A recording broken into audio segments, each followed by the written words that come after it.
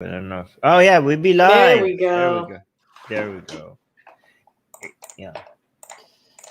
We have to be careful what we say before we go live, okay? Because all the private stuff we say, we can't. It doesn't tell us exactly when we're live, so we have to like the last few seconds when I click the go live button, we have to like shh, okay? I know. All right. Yes. Oh, you switched your microphone. This is so much better now. Click the. Yes, correct. Don't hit so hard. You're just gonna. Anyways, you look great. Thank you. Yeah. Are you? Oh okay? yeah. Before people ask, my makeup is like this because I'm going to an event after the show. Okay, so I know people are going to ask. We've acknowledged it. Yes. We can move on. Looks great. Looks great. I like it. Thank you. So yeah, we're gonna guys, please remember to like this stream. And we are going to be covering the news today. We have lots of juicy topics and some important news at the end. So make sure to stay tuned. Yes. Yeah, good thing you remember. Guys, please really, seriously, just like the video. It really does help. Like, just spend half a second. We're going to be covering the news for you. Atheism, religion, secularism related news. And, you get that for free. And you just might as well just like the video. It helps us grow. Okay, so please do that. It doesn't cost you anything and it really helps us. So please just like the video. Okay, so you're right. The news is juicy today. You're gonna look forward to this. Ooh, this looks really good, actually. So I can clap, right? Yes. First news. Blasphemous lesbian nun movie protested by Catholics in New York City. Protesters showed up to the screening of the film Benedetta on September 26th at the 59th New York Film Festival premiere of the film. The film reveals the life of a 17th century Tuscany nun, Benedetta Carlini, who claimed to have visions of Christ and had a sexual relations with another nun. Armed with megaphones, banners, and placards, members of the American Society for the Defense of Tradition, Family, and Property branded Benedetta as a blasphemous lesbian movie. Christian Blauvelt, managing editor of IndieWire, said that the protesters were upset about the film's portrayal of nuns and Catholicism.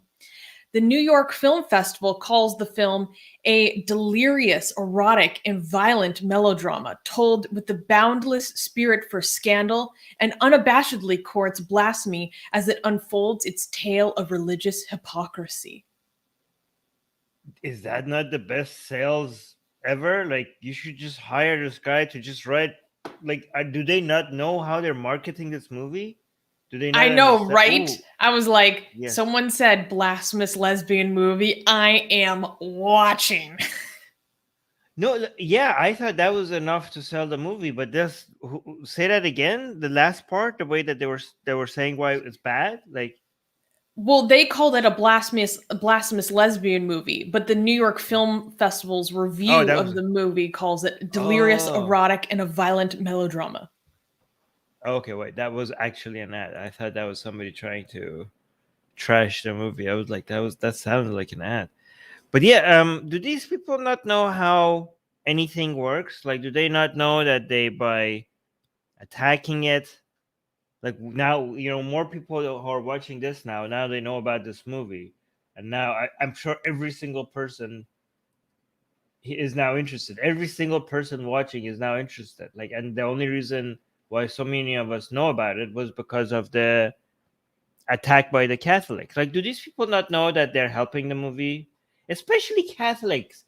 You guys you're not that popular. Like, people like your organization is not very popular. Okay, so I mean, it is like the largest organized religious institution in the world. Yeah, but there's still but there's still less than the people that hate them, even if they're the largest. You know what I mean? Like, the number of people who are Sir, you have a point.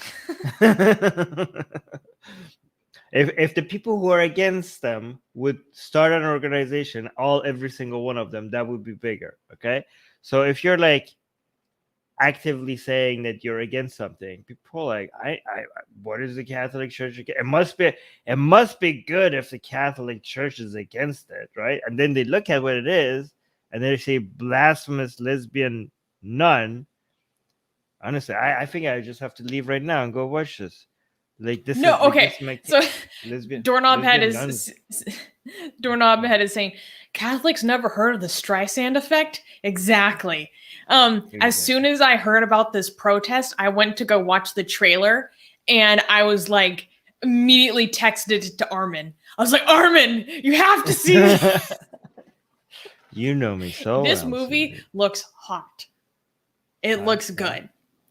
It's directed by Paul Verhoeven, who directed RoboCop. He directed Showgirls, who I don't know if you guys know Showgirls, but it's kind of over the top, but it's very sexy. Like Gina Gershon in that movie is the definition of sex on a stick. Like, so that's very much like he's very sexy, dramatic. Yeah, a really great director. It was really funny.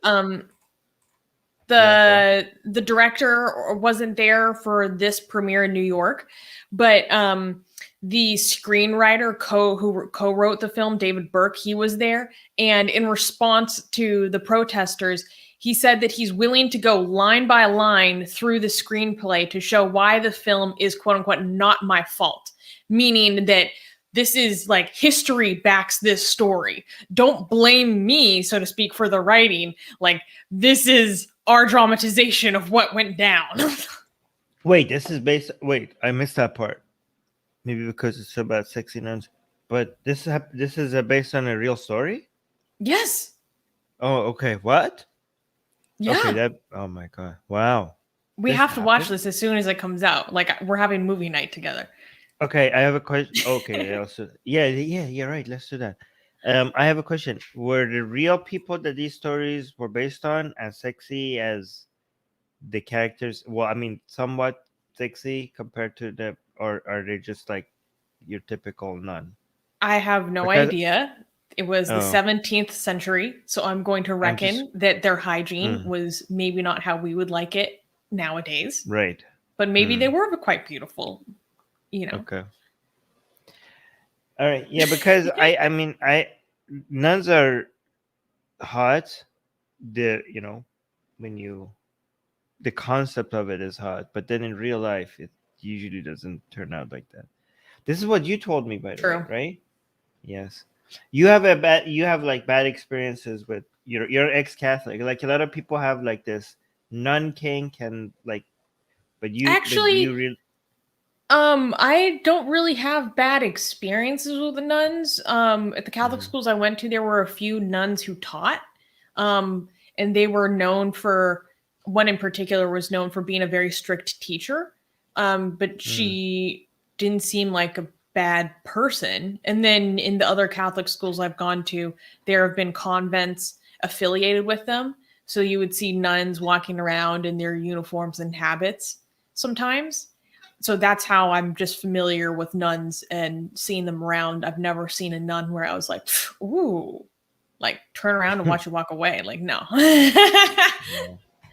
Okay, you don't get to kink shame me here. This is a typical one. Like Marcia's saying, what sort of fantasies do you have, Armin?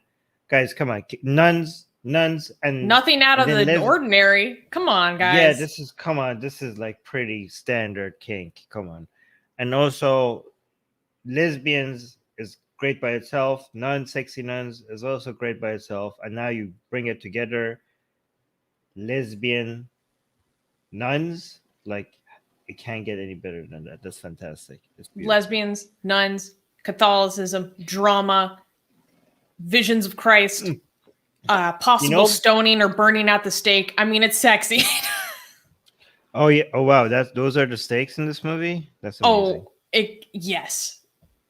How horny do you have to be to risk it, even though the punishment could be, that burning at the stake? You must be very horny. I can relate. I mean, that's that's what. Actually, that makes it a lot more hot. To know these people are And a lot more so horrible. relatable. No, the fact that people are risking, agonizing death Yeah. to be able to beat me, like, just like, how wet do you have to be for you to have to risk that much, right? That's fantastic. That's beautiful. That's just beautiful. Did they survive? Oh, I don't actually, don't know. I spoil haven't it. seen the movie. I've I only hope saw a they few survive. trailers. But I wanted to show a few of the protesters because this really made me laugh. So there are photos of it on social media. And wait, if I open this, can we see it? Sorry. Okay, let's open this here. Here's a picture of some guys. I love defamation is not free speech. So they're trying to say that, obviously defamation laws actually don't fall within protected free speech rights. So they're trying to say that this is like defamation and therefore not covered as free speech. How is this defamation? Defamation of who?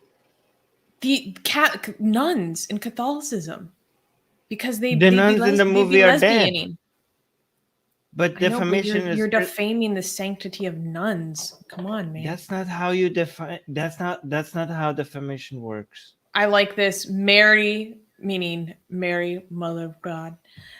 We love you. We reject this blasphemy. We vehemently protest the blasphemous lesbian movie Benedetta that insults the sanctity of Catholic nuns. Oh, this is a group called America Needs Fatima.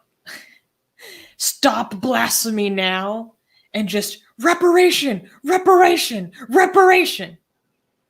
They all got the rosaries. Like, they came prepared. Wait, there was another really good one I wanted to show. Okay. Wait, well, you say defamation is when you destroy the reputation of an individual and then they could prove financial damage because of it. And then they could sue you. And if it has to be a lot, and you have to also prove that what they're saying is not true. So by so many standards, this does not meet the defamation because, first of all, the event happened. Second of all, the people who are this movie is about are dead, so they can't come and sue you. And their defamation is not about a group of people. It needs to be about individual that it could sue you. And yeah, so like, yeah, these people, like, other than that, yeah, this is not defamation. But yeah, go on. This tickled me. So tell me if you can identify what they're saying.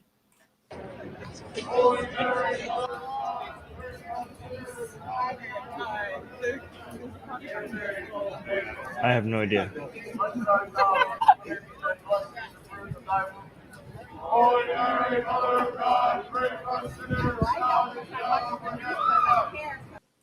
They're just repeatedly saying the Hail Mary. Oh. Over and over, like in protest. And I don't get it. I'm not just love that. Okay, never mind.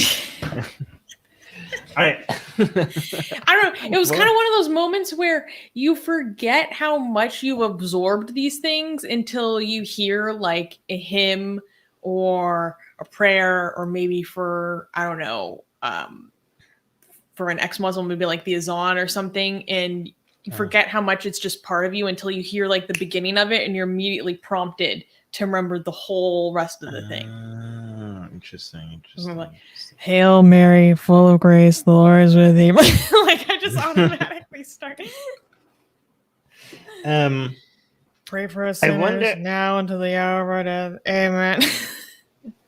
As funny as the backlash is, I wonder what would the backlash look like if this was a movie about two lesbian hijabis who met in a mosque and made, had sex in the mosque's washroom or something secretly, and that's where they met every Jum'ah.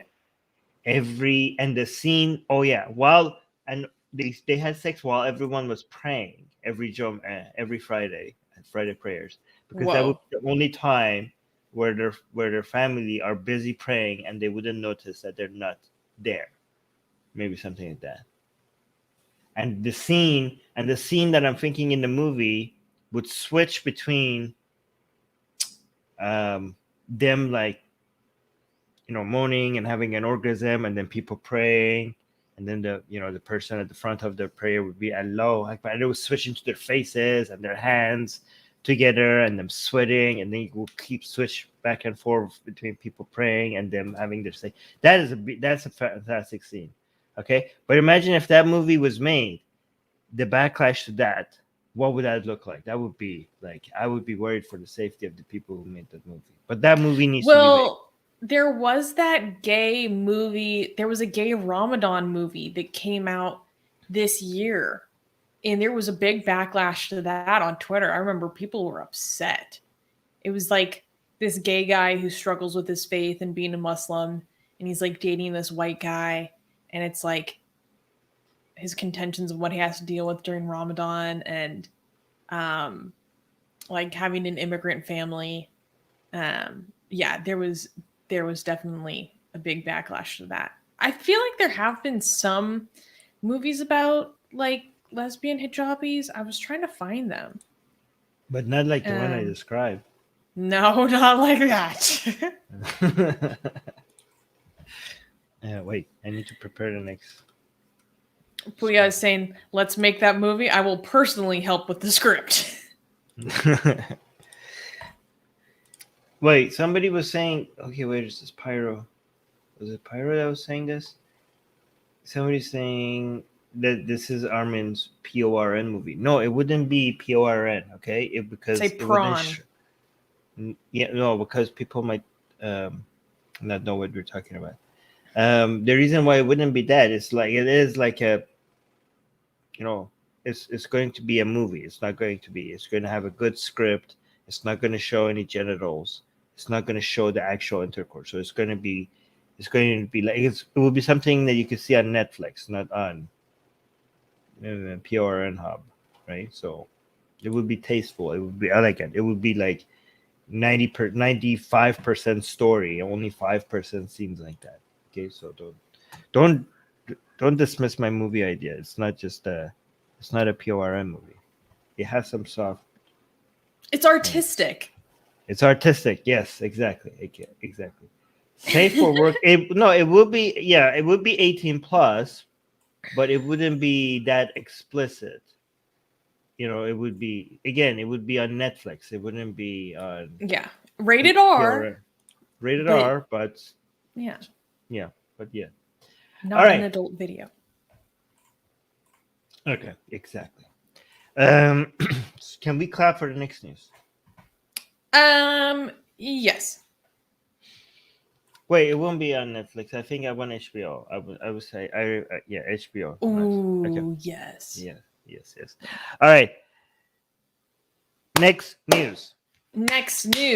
Italian Catholic priest stole church money and hosted orgies. What? In Italy. An Italian pusher priest, Father Francesco Spagnesi, was recently arrested on September 14th. Spagnesi is currently under house arrest pending an investigation of a plethora of drug-related offenses with which he has been charged.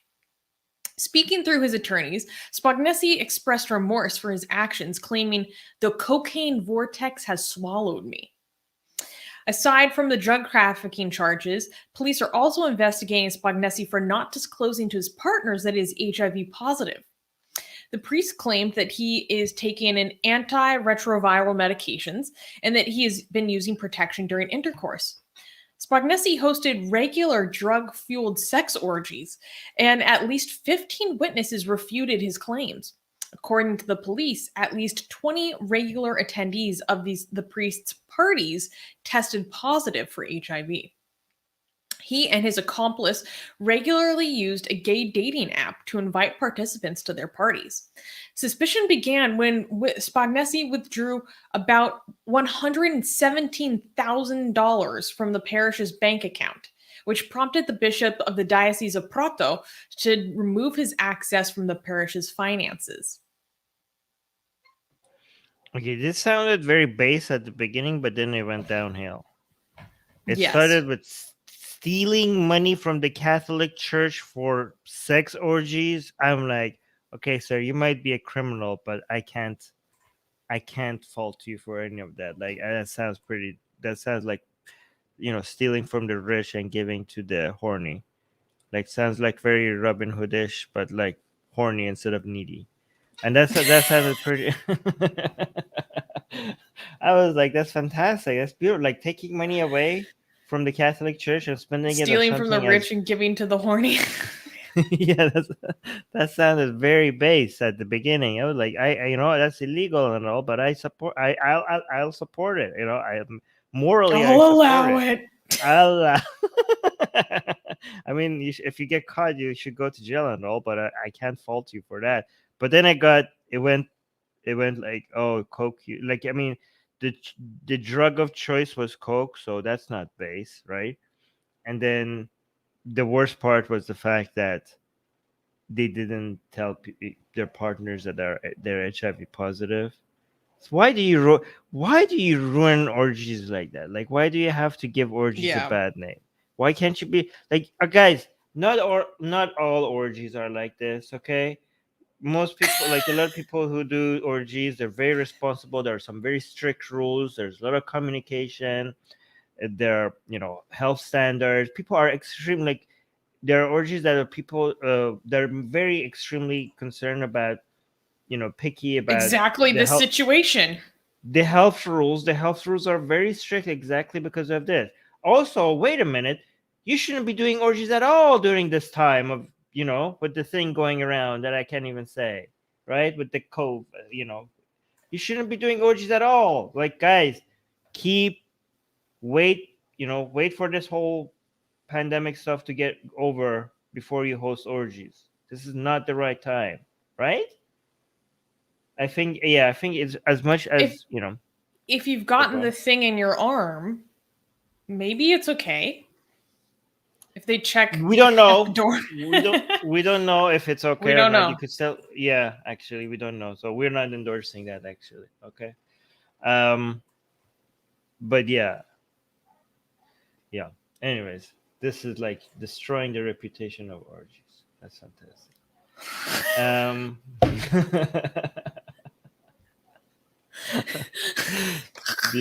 Some diocese in Italy is like, this is our destroying the reputation of the Catholic Church.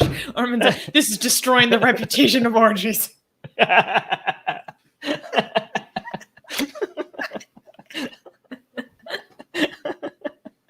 Clearly, our priorities are in check. It's true. What's really interesting is apparently, so he would have like these parties, and he would sell drugs at these parties along with his roommate, and they included, he got busted on drug trafficking charges because he was importing GHB from the Netherlands for his gay orgies. Do you know what GHB is, Armin? No, what is that? Oh, it's like the date rape drug. Oh crap! Wait, so there was lack of consent involved here as well? Okay, here's the thing. People use it for nefarious purposes, but people also use it to party. So not necessarily. Is it one of those harmful drugs or not harmful drugs? You can overdose on it, yeah. Definitely. Yeah. Okay. Especially if you're drinking and doing other stuff at the same time. Okay. I don't know what YouTube policies are with regards to talking about drugs. Oh, true. Yeah. Yeah, some of them. I'm just like, go ahead. No, you go ahead. what made so in terms of like these accusations of theft and fraud, so first there was the issue of him stealing like $100,000 from the parish bank account. And then so the diocese removed all of his access from the bank accounts. And then what he ended up doing, and to be able to still like hold these parties or just for his own use maybe, or maybe his drug habit, he started just taking cash from the collection plate of like his church. And then he would also solicit money from parishioners saying that he was raising funds for low income families. Okay, that's not cool at all. No, and so now there are a bunch of people who are putting charges, trying to sue him for fraud, basically. So the money that so he's they have actually so he's stealing from the needy and giving it to the horny. I said he was stealing from the rich and giving it to the horny, but he's stealing from the needy and giving it. Well, we don't know how That's not- needy any given parishioner is, but possibly. Yeah. No, but he said he's Oh, like then the raising money collection for- plate. No, but he said that he's giving it to the families in need, but he was actually using it for orgies. Yeah, that's not cool. No. So What's kind of funny is so he's like 40 years old, and he became a priest, or started he quit med school to become a priest when he was like 26. And then in his diocese of Prato, Father Spagnesi is a beloved and trusted figure in his local parish, known as a young, brilliant, all-involving, and refined priest. So that was his reputation before this. Like, he's this young, refined priest. Meanwhile, he's like coked up and having gay orgies in the back. wow. Yeah. Yeah, I wish this was a better story. I wish it was like I wish this story was used to show like this guy was like his orgies were responsible. He wasn't like like Wasn't we need somebody else defrauding anyone. defrauding anybody. Like we need somebody like we need a hero here, and we got this guy instead. Like I hope somebody repeats the same thing, but then when you look into the story, you see like these were like very clean, organized, responsible orgies, and the money that was taken away from a anti-LGBT church, and it's spent on an orgy that had a lot Free of love. LGBT people. Yes, exactly. So it would be so ironic, right? Yeah, that would be. Yeah, and there was no like the drugs were not this kind of drugs, and people had to, there was like a questionnaire, and people had to come with their blood test before, like every member had to go get a blood test, and they had to show up with the blood test results, and the blood test results needs to be like recent. You can't show your blood test result from like 2 years ago. That would be so based, like people like it would be so somebody, I hope this inspires somebody. Make that story happen. Start your own secret orgies, and when you get arrested, we will cover your story. All right.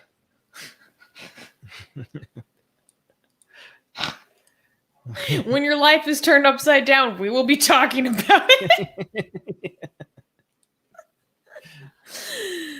Oh my god. Anybody in the live chat you want to highlight before we go to the next news? Oh, people are just speculating about your level of experience with these things, given your outrage at the lackadaisical nature of the safety at this orgy. Okay, I'm gonna be honest. My level of experience has shown me that these things are much prettier in your head than when they actually happen.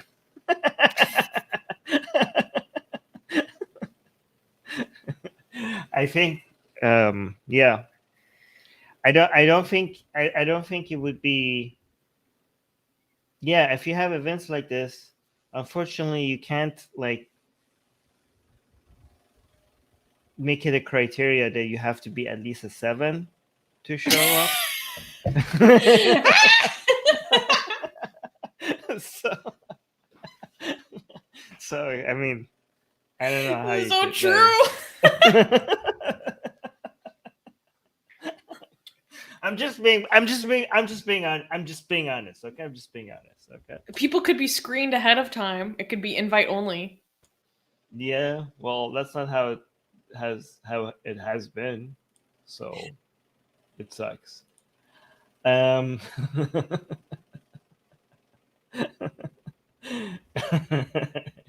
It's a lesson for all of us, okay? Yes. Lessons to live by. True.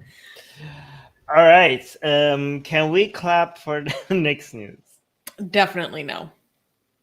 Oh shit. Okay. Next news. Okay, next news. Taliban official announces executions and cutting of hands will return.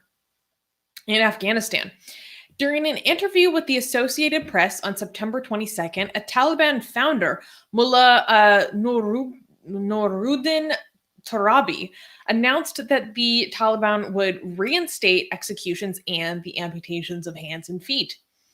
Tarabi rebuffs the criticism against the Taliban's previous implementations of Sharia law, which included executions in stadiums and public squares. He told AP, quote, "Everyone criticized us for the punishments in the stadium, but we have never said anything about their laws and their punishments." He added, "No one will tell us what our laws should be. We will follow Islam and we will make our laws on the Quran." During the Taliban's previous administration, Torabi was the justice minister and the head of the Ministry of Propagation of Virtue and Prevention of Vice, which is basically the ministry that is in charge of like religious police. He is now in charge of Afghanistan's prisons and essentially the inmates within. Torabi insisted that amputation is an effective deterrent against crime. All right. So a lot of people are gonna have simplistic takes on this and say like, "Oh, look, Taliban hasn't changed at all." But so here's the nuance to this. Okay, the people again. I'm not siding with any. I'm just gonna tell you, the people who are wondering whether this Taliban is going to be more brutal, less brutal, or the same as the Taliban 20 years ago when they were ruling. Okay, the people in the know about how the Taliban works, they were not suggesting like it would be extraordinary if Taliban had came into power and they had no execution and cutting of hands.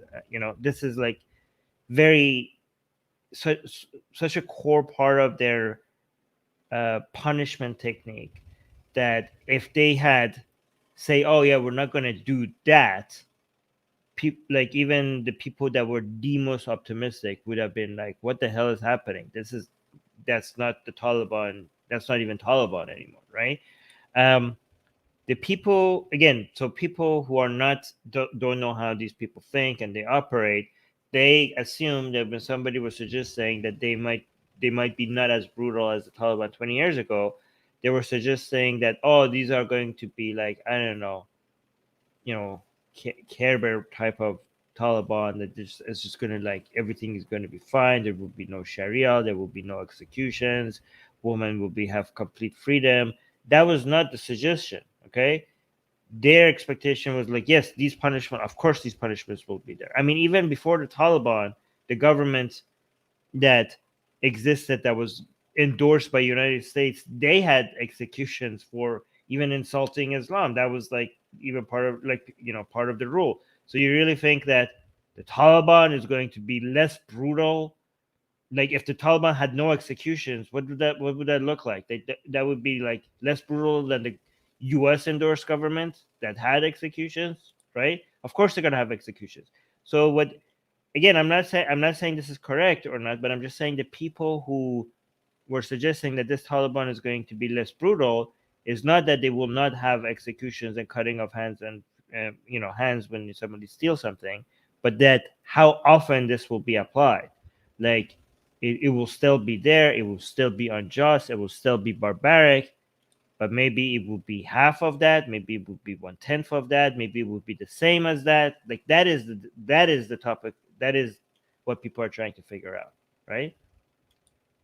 Because I know everybody is going to like the Taliban today might do what they these type of like brutal acts like 1/10 of what they did 20 years ago, but every time they do it, people are going to be like, oh look, like let's say for example they executed somebody for blasphemy or something like that, and then every time it happens, these people who do that thinking black and white, or just they just have binary ways of looking at things, they're going to be like, find one example. I'm like, oh look, this means that Taliban today is exactly like the Taliban 20 years ago, even if it's happening 1/10 of what it was happening 20 years ago.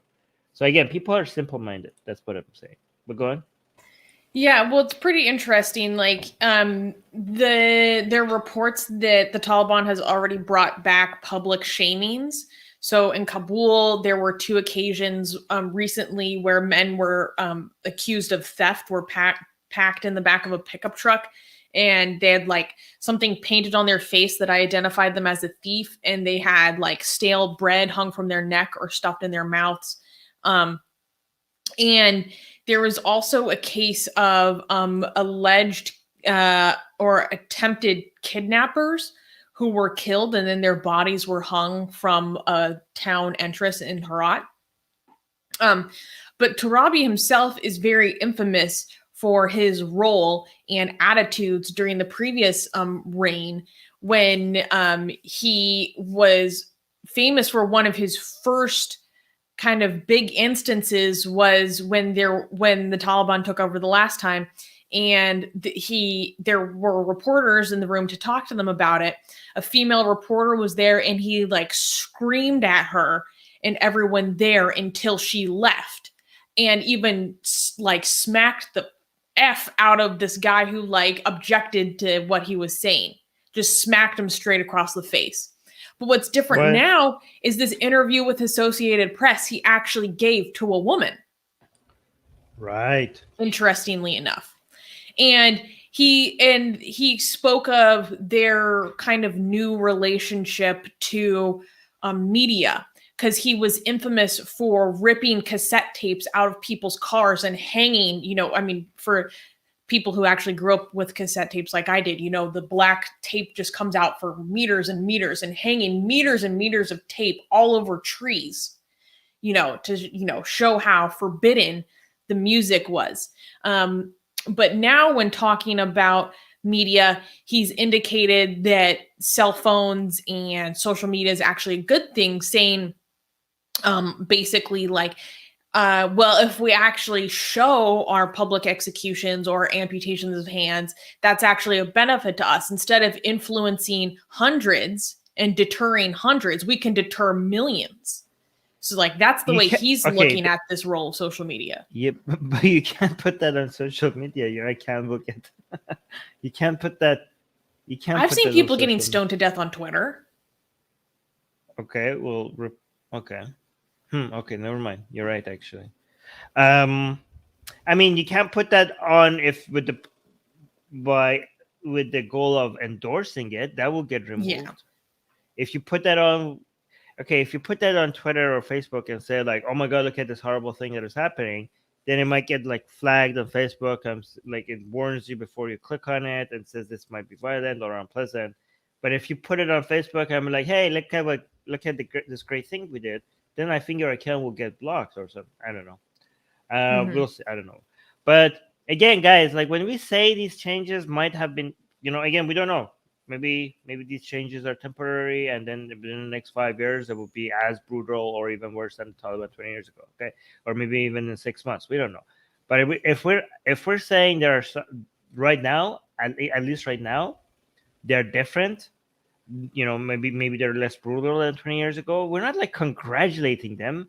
It's still an evil organization. Just because you're doing half as evil stuff, that doesn't make you like less evil. I mean, it does make you less evil, but it doesn't make you not evil, right? It doesn't make you us like, we're not like handing out cookies to the Taliban for executing for people for blasphemy less than before. They're still executing people. They're still amputating people. Like it's still This is like we are like we're not defending them. We're just telling you what's happening. Okay, like I Yeah. hope people Well, get that. another aspect of this, which may or may not indicate change, is that there's still deliberation over if these actions will be happening in public or not. So previously, they were infamous for happening in Kabul's sports stadium or on the grounds of the Eidgah Mosque. And they would often attended, apparently only men are allowed to attend these kinds of things. So they'd be attended by hundreds of men. But based on the way that Torabi was talking about it, it sounds like it hasn't been decided or remains to be resolved whether these kinds of things will still happen in public. Interestingly, though, and this is something we need to talk about for the sake of giving the whole picture.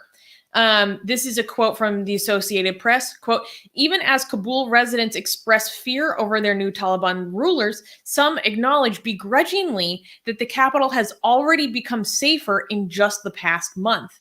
Before the Taliban takeover, bands of thieves roamed the streets and relentless crime had driven most people off the streets after dark.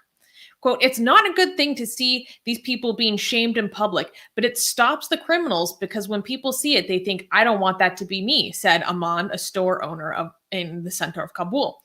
Another shopkeeper said it was a violation of human rights, but that he was also happy that he can open his store after dark. This whole people choosing to between freedom and security is like a constant theme, and like just happens over and over and over. People are like, well, we have less freedom now, but we have more security, so that's great. Like this is like, why is this happening everywhere? And it just comes back. It's just like, if you want to make a movie about politics, it's just going to be that, you know. That's also Star Wars. That was a theme of the Star Wars. Wait, this is how democracy dies with a thunderous applause, right? Remember that line? That's basically people giving up their freedom for security. But that's V for Vendetta, right? I was like, yeah, V for Vendetta. Again, it's such a common theme in politics that they just 90% of political movies is about a group of people, an authoritarian regime coming into power because people are scared of this. I mean, it's more than politics, really. It's a fundamental question of the human condition. Yeah. And it's philosophical and moral as well. Do we have a quote by one of the founding fathers? I forgot which one, that said those who give up their liberty for security will get neither, something like that. Will lose both of it, something like that. I don't know, I butchered it. Anyways, it's interesting that.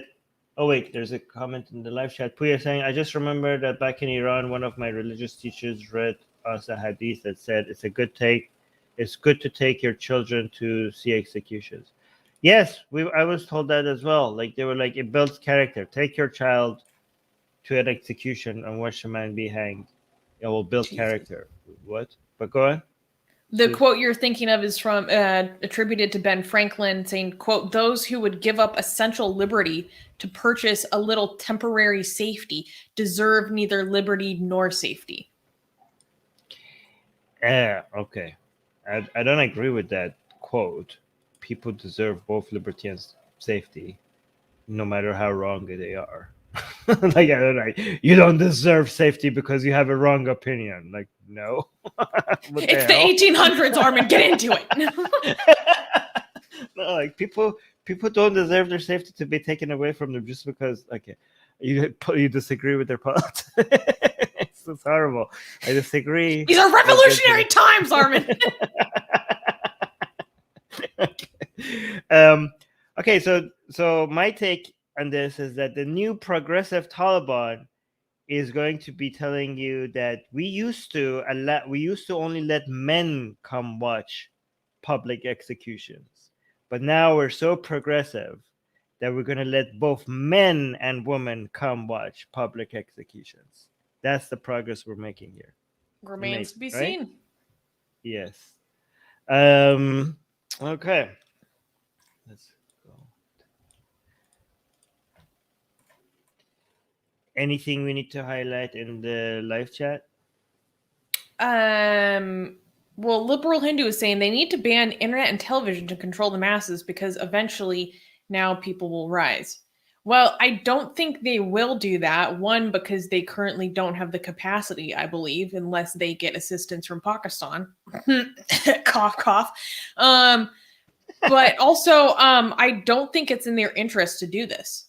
They actually see the appeal of mass media and how it helps them project their message and a message of strength to the broader Islamic world in a way they couldn't previously. So I think they have a vested interest in um, uh, keeping media operating unless they somehow manage to create firewalls or filters again. They would only have the technical capacity to do this likely through the assistance of Pakistan. So, yeah. Also, you're also assuming that the masses are anti-Taliban. That's this in Afghanistan. Just because you're seeing videos of a lot of people in Kabul being anti-Taliban, that doesn't mean that most of the masses are against the Taliban in Afghanistan. Okay. A lot of the masses were actually more upset with the previous government, and they're welcoming the fact that Taliban has taken over. So there are a lot of tribal allegiances with the Taliban as well. So again, the masses, yeah. So we'll see. I mean, I'm not saying it's true. The Afghans are for or against the Taliban. I'm just saying you can't just assume that that's the case, right? There are many people who are against the Taliban, but there are many people outside of Kabul that just welcome this new change. Again, I'm not saying they're right, but that's just reality. All right. Yeah, saying my question is why would anyone want to watch public executions? And music guy is saying Rome rings a bell. That was actually going to be my answer. People used to watch people getting torn apart and eaten by lions for fun, like gladiator fight to the deaths for fun, like literally putting people to fight to the death just for entertainment, not even necessarily as a deterrent for crime. Yeah, my question would be for Puya. Puya, have you met humans yet? Like, do you not know what we're capable? Like, Puya, humans meet Puya. Okay, this is like your expectation. Yeah, we are. Yeah, you have to lower your standards for what you think of humans. People like to see violence. I mean, I like to see MMA. I love watching MMA. But that's granted, not no this. one dies. Don't compare. That's not No, even. that's No. not even close. That's like yeah. Okay. Good point. Humans are crap. No, again, guys, when I say that, I'm not trying to. I'm not selling this idea that we should like be constantly angry or give up on the human race. In fact, I use that as a way to forgive them. Because for me, when my expectation of humans is lowered, instead of getting angry, I expect that from them, and then when they do anything better, I get it's a pleasant, I get pleasantly surprised. You know what I mean? I'm not using it as an excuse to be like, screw humans, they're horrible, they're like disgusting, they're evil. Because as an animal, this is how they behave. Like, once you realize that their wiring is so that their followers, they're into war, they're into tribalism, they're not very as smart as a lot of us assume. They can recognize, they see pattern where pattern doesn't exist, they see agency where agency doesn't exist. Then when you recognize that in the human animal, just like other animals, when you don't blame them for the things that they do because that's just their wiring, your expectation of humans, when it's reduced, it actually helps to be less angry. And when they achieve anything above and beyond their nature, you get proud of, you become proud of them because they managed to do something that they weren't wired to do. So yeah, this is not a pessimistic, when I say lower your expectations, this is not a pessimistic look. This is actually an excuse to be more optimistic, because against our own nature, we have managed to do so much good. Yeah. Because systems and institutions helps us do better than our nature. Okay. True. Can we clap for the next news? Let's clap and then we can discuss. Next news. Next news. On September 24th, the Prosecutor General of Russia declared that Scientology linked organizations such as the World Institute of Scientology Enterprises International and the Church of Spiritual Technology are threats to, quote, the security of the Russian Federation. The announcement will be ratified by the Ministry of Justice, leading to these organizations being labeled as, quote unquote, undesirable foreign non-governmental organizations, or NGOs. Under the newly expanded laws, if organizations become categorized as undesirable, this means that, quote, NGOs that provide services or transfer money to NGOs that have a status of an undesirable will also become undesirable, making them virtually untouchable. It's possible that this action is a prequel to the total ban of Scientology from Russia. As much as I hate the Church of Scientology, this is like, we can't endorse such level of tyranny by government. What do you think? Oh, I completely agree. I like to cover stories like this because it gives us a good opportunity to talk about why taking these sorts of actions against a destructive cult and destructive organization like that of Scientology is actually counterproductive and just the totally wrong way to go about tackling organizations and institutions that are abusive, like the Church of Scientology. Yeah, I don't want any government that has this level of authority to do this much. Like, look at the word that they're using, undesirable. Like, you just have to like be undesired by the government. Like, they're not even using it. They're not even dressing it up as a word that makes it sound criminal. Because like, oh well, the government's job is to stop crime, and this is a criminal organization, and that's why we have to shut it down. They're not even like pretending that. They're like, we just don't like, you're just undesired here. that's the level of excuse we need. You're just undesired. What? Like, okay, well, we don't know when your desire is going to go next. Like, who are you? Well, Go on. I think you're kind of getting like stuck on the wrong part of this. It's not merely just an attitude of, oh, I think you're undesirable. Like, that's a label that has certain qualifications, meaning they deem your organization, a foreign organization operating in Russia, to be a threat to the security of the Russian Federation. It's not merely like, oh, I'm just not into you. Like, Well, the branding of it. Okay, so even if that's the case, the branding of it, if actually that's an accurate translation, undesirable, seems to be something that is not communicating that. Do you know what I mean? Like, they could have labeled it threat to national security. We deemed you a national security threat, just to communicate to the audience, to the public, that this is why we're taking an action. The label that we're putting on these is like threat to national security. But if the label is like undesirable, seems like their marketing to the public is like, we get to remove anything we don't like. But go on. well, what's even more worrisome is that under the 2015 version of the law, and then it's also been updated recently, it made membership in any undesirable organization a criminal offense.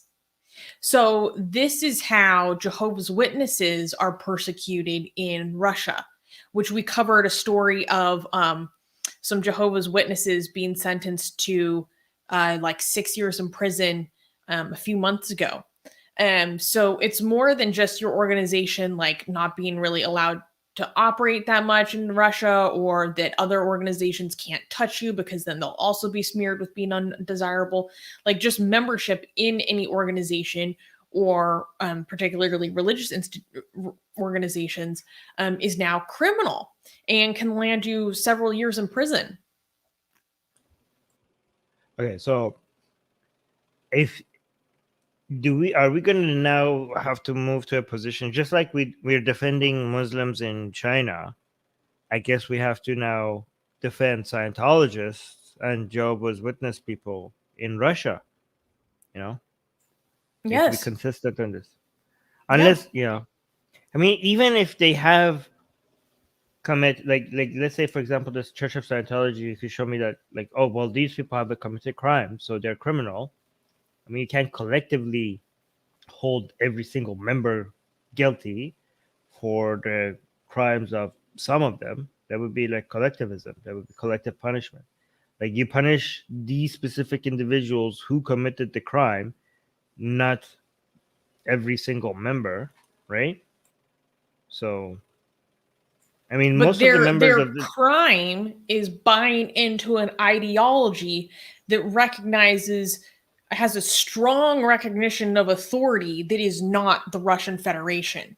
yeah, that's the issue. That's what It's it not is. the That's why these ideologies and the organizations associated with them become criminalized, is because the government recognizes that these ideologies have such a strong hold on their membership that they cannot be swayed to recognize the authority of their like autocracy. Like they it's competition with the Russian Federation. Like they want to have the stronghold, the singular hold on people's allegiance. And destructive ideologies like that of the Jehovah's Witnesses and Scientology pose a direct threat to that monopoly, or at least fear of authority. That's actually the most important point. You're so right about this. Um, that's what the motivation is. And in fact, if you want to compare this to China, I think because Russia's government is weaker than China's government, so Russia, Russia's government, just like China's government, doesn't want to compete with other sources of influence inside their country. However, for Russia, Islam as a whole or Christianity as a whole, it's too, or like the Catholic Church as a whole, for example, it's too powerful for you to try to make them to submit. You know what I mean? Those are bigger, more powerful institutions, right? But you can go after smaller ones like Scientology or Jehovah's Witness, I don't know, the Mormon Church or whatever. These are the ones that you can make sure that they don't become a competing source of influence. However, China is big and powerful enough to be like, no, we're actually going after the big boys as well. Like, if like Islam as a whole, it's going to be a Han Chinese version of Islam that we approve. Christianity, like we're gonna have a Chinese brand of Christianity that is completely loyal to The the Catholic Church state. has to negotiate with the government Yes, to have Catholic diocese. and the Catholic Church doesn't negotiate with in many other countries, right? So the fact that the Pope has to bend the knee to the communist state for them, and they have to, like, they change their own doctrine.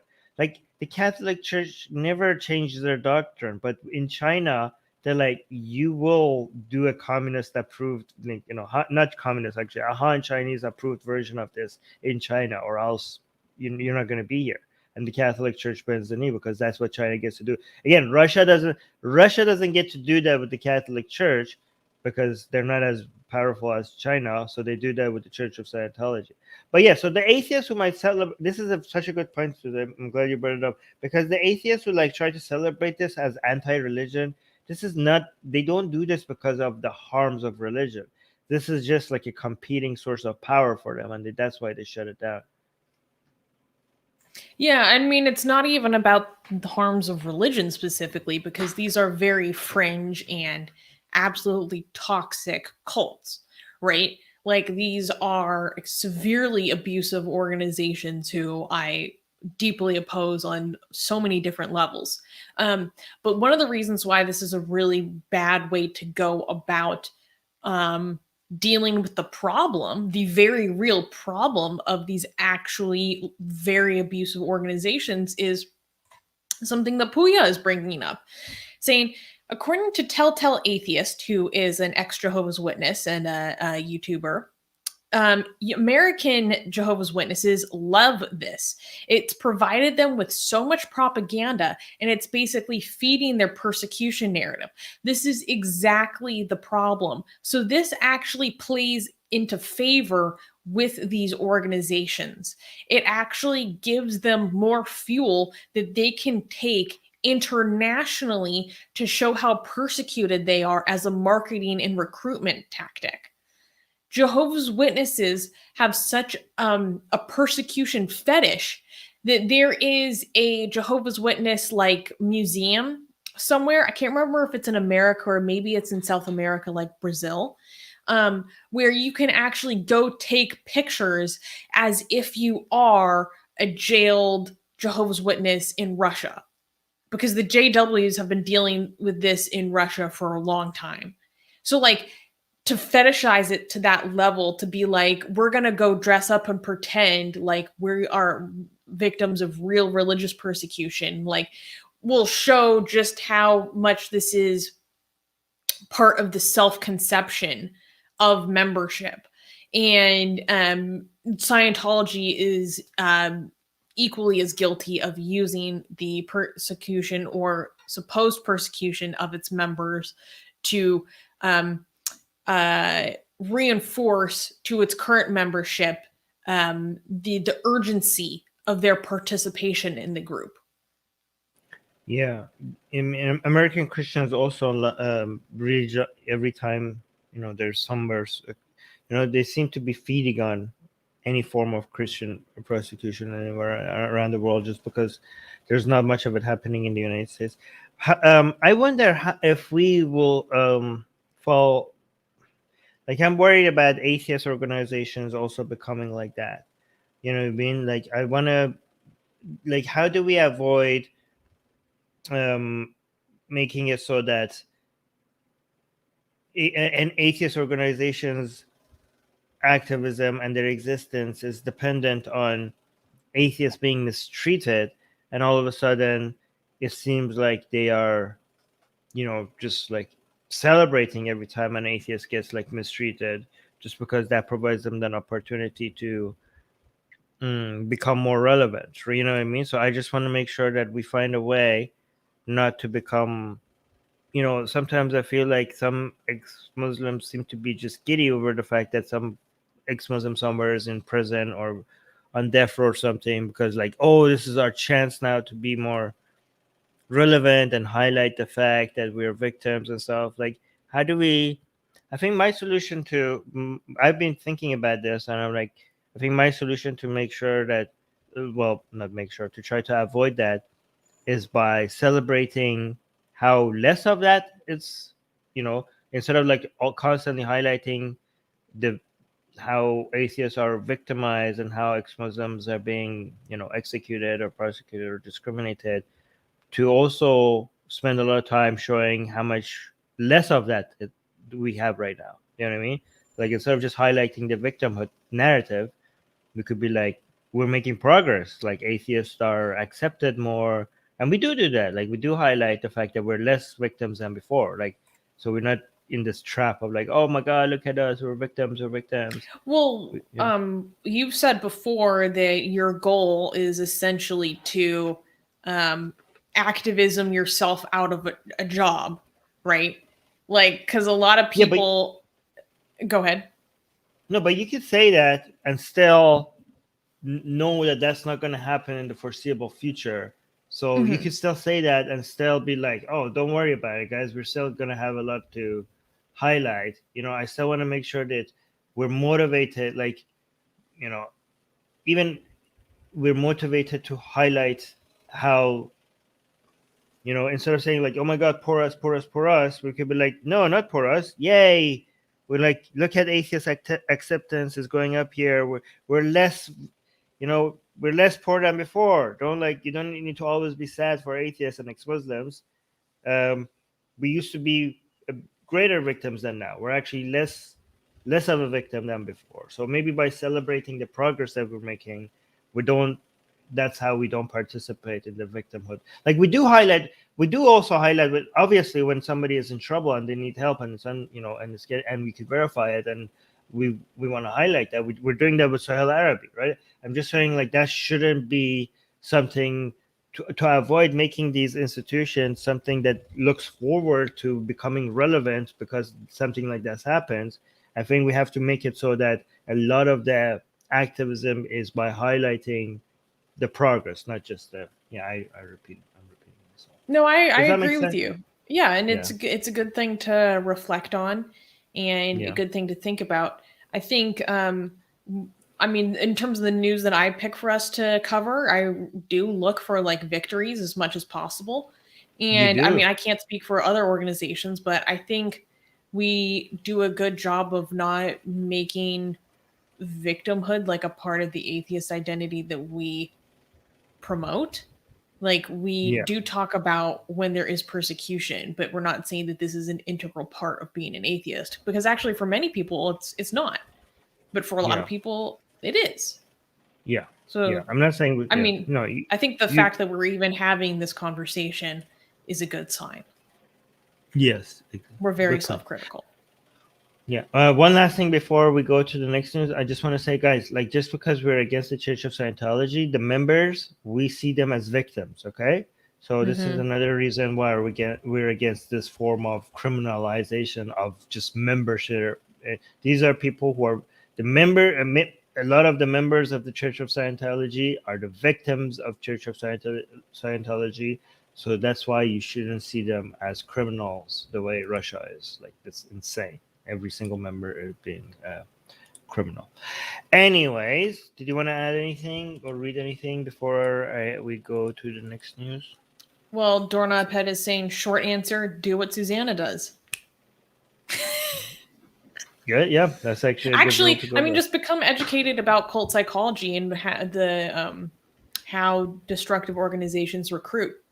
Um, I feel that Mm. that is a huge protective measure that you can take, and it's something that I've definitely learned and appreciate now that I'm the leader of an organization. Having this knowledge of this, and it's something that I can watch out for and try to ensure that we're not reinforcing or passing on. So. Can we?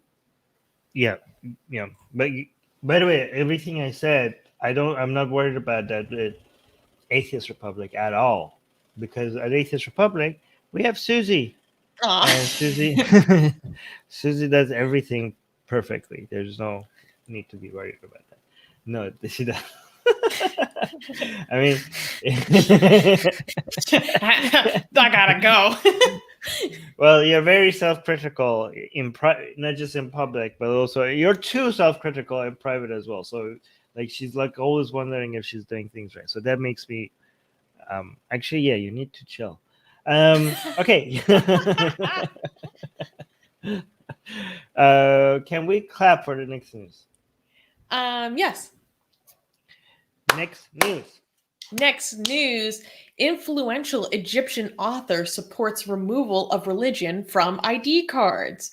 So this is kind of interesting. In Egypt, Egypt's former cultural minister, Gabor Asfour, has voiced his support in removing the religious identity section from the country's national identification cards.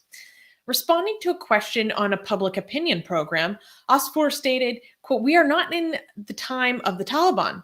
Asfour, a professor at Cairo University since 1966, is considered an influential author in Egypt.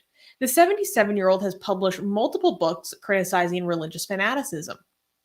In a recent interview, he continued to urge Egyptians to, quote, look outside.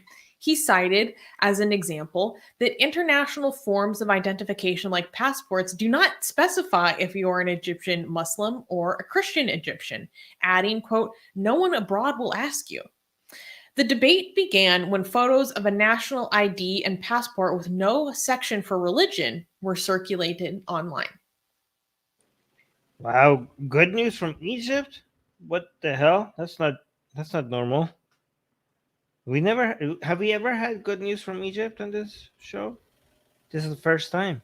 Uh, there was something, I can't remember what it was, but I feel like Okay. maybe. Well, if we ever did have a good news from Egypt, it's because of the correction of something horrible that had happened. I mean, like somebody was released after going to unjustifiably being going to jail or something True. like that. But this is great. Like, okay, so this is not just like an author. Like, this guy is like a big deal, right? This guy's like, he's like, when Mm-hmm. he says this, it's gonna make waves. It's gonna like, it's gonna Mm-hmm. people notice. So it's great that he's like this. Something like this is being normalized in Egypt. Um, what do you get on your ID card? So right now your ID card, like in Iran also, where's my? I wish I had my Iranian ID card here. It says your religion on it, right? Does it still? Hey Mm-hmm. guys in the live chat, Iranians, Puya, Qasem, does it still say your religion on your ID card? Like, and it says it's from birth. Like you don't really get to decide, Damn. you know? Yeah, it's just like, yeah. So I wonder if if the ID cards in Iran still has their religion on it. But what if somebody's an oh yeah, Puya saying yeah, it still says it. Damn. Okay, so what happens if somebody wants to say like atheist on their ID? Would they be like, okay, here's your new ID and here's your execution date? Hell How no. does no, how does it work? Like, what if somebody if somebody is like, you know what? I know this is illegal, but I really want my ID to say atheist. Would they allow that? Would they actually let you put atheist on your ID card? You want to change it, you become murtad. Yeah, and it's again in Iran that's punishable by death. I don't know how if somebody wants to leave Islam, what happens to them in Egypt? I don't know how that works. But can you change it in Egypt? Um, well, in Egypt, the situation with apostasy is a little sketchy. So people have faced um I mean, I'm going through the Rolodex of blasphemy law in my head.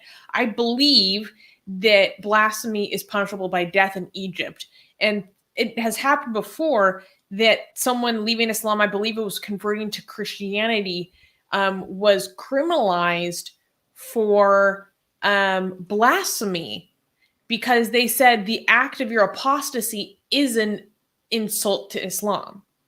So then Wow.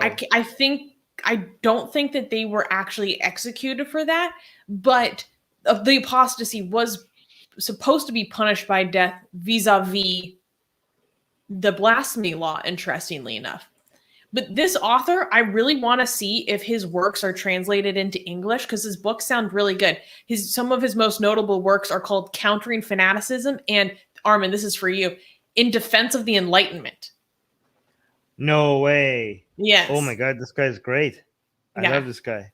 So if anyone knows Guys. if he has his works in English, please let me know. Um, Mm. it was also pretty interesting because this became a topic of discussion.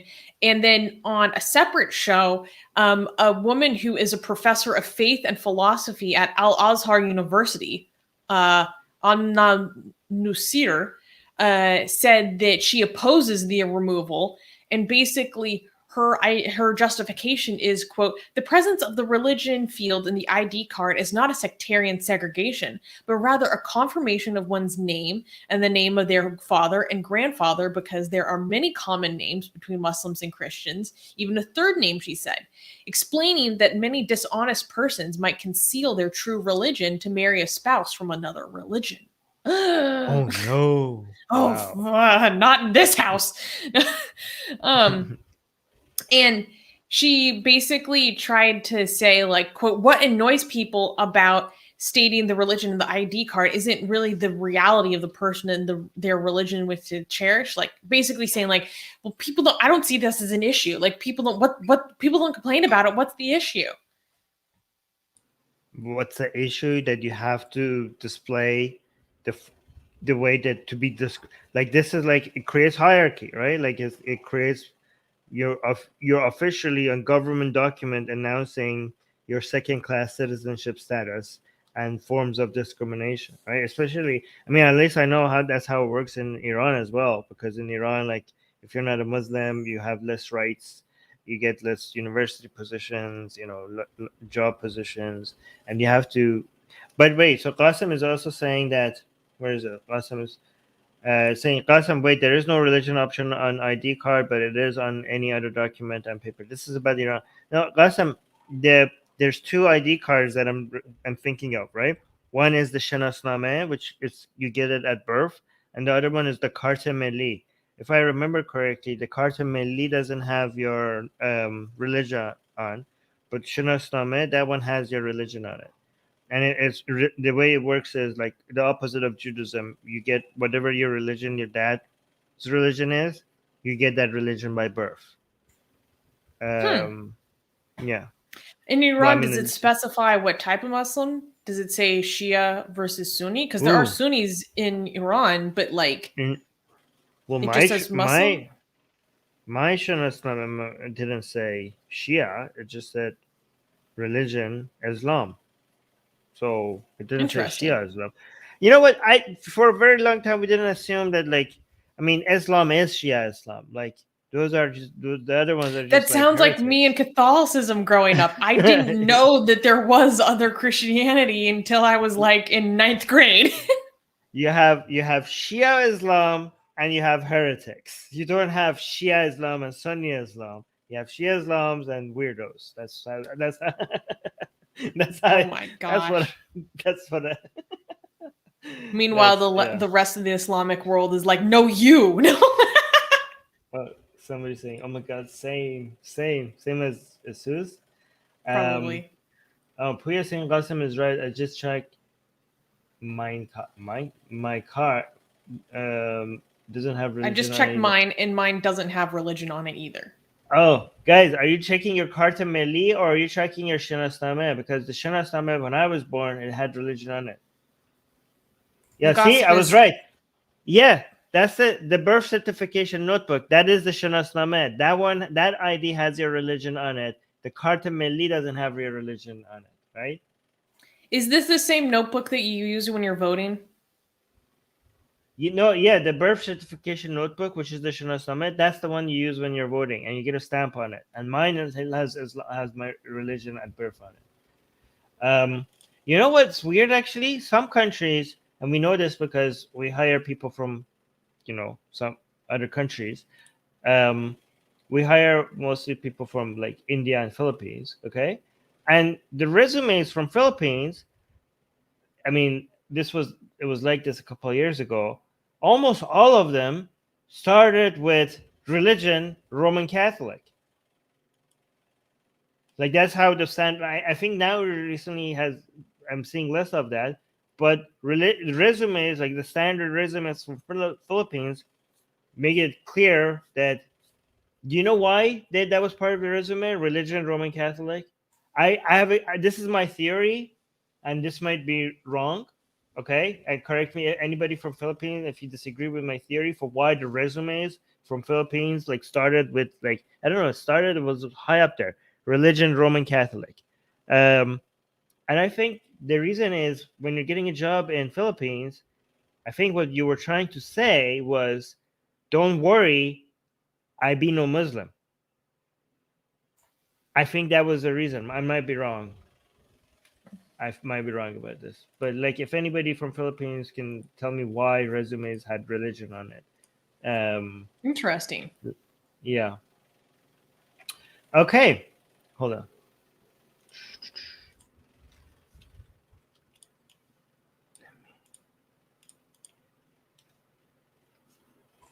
Okay.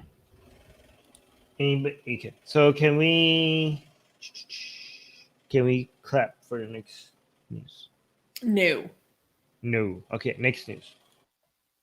Next news, new Taliban order, no shaving, trimming of beards. In Afghanistan, the Taliban ordered all barbers in Helmand province in southern Afghanistan to stop cutting hairs, trimming, or shaving off beards on September 27th. The Taliban claims that their new order is in line with Sharia law. Despite promises of an inclusive government and better living conditions, the Taliban's new order is reminiscent of their hardline enforcement of Sharia law during their last reign. Businessmen, especially those who own barbershops, are imploring the Taliban to reconsider. The new order severely affects their businesses as very few clients are showing up because they are scared of being penalized. Wow. Um, So I just want to specify this something is because this was too long to include in the title. But so far, this is only ordered in one specific province that I am aware of. okay. I don't want to make light of this, but I think people would have to visit their barbershop more if they have beards, not less. You have to like look at. I mean, look at the picture you're using. You know how hard it is to keep that line clean like that. Mm. You know, Okay, yeah. but If you have, that would be shaving and trimming. That's shaping. You're not allowed to do that. yeah, but you have to do that. Oh, you can't do that. So this picture is not allowed either. Oh, so this I beard don't is think not so. Taliban. Oh wow. So this beard, your beard actually has to be like messy. You can't like this beard like that we're seeing in this picture is too clean. It's not Taliban approved. It has to just like I mean, we've all you seen just like the beard of a salafist. Like yeah, there is no grooming. I mean, there's maybe like, oiling or whatever taking care of, but there's no shaping.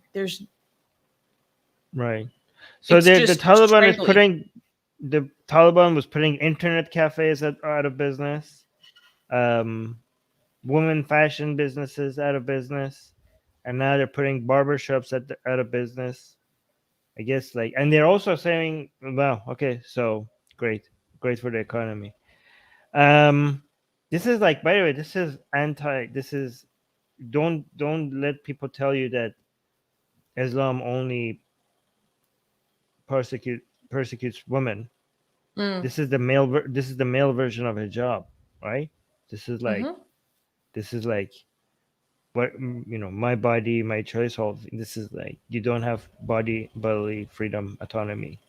The hmm state decides. The state is deciding for you that you need to have a beard.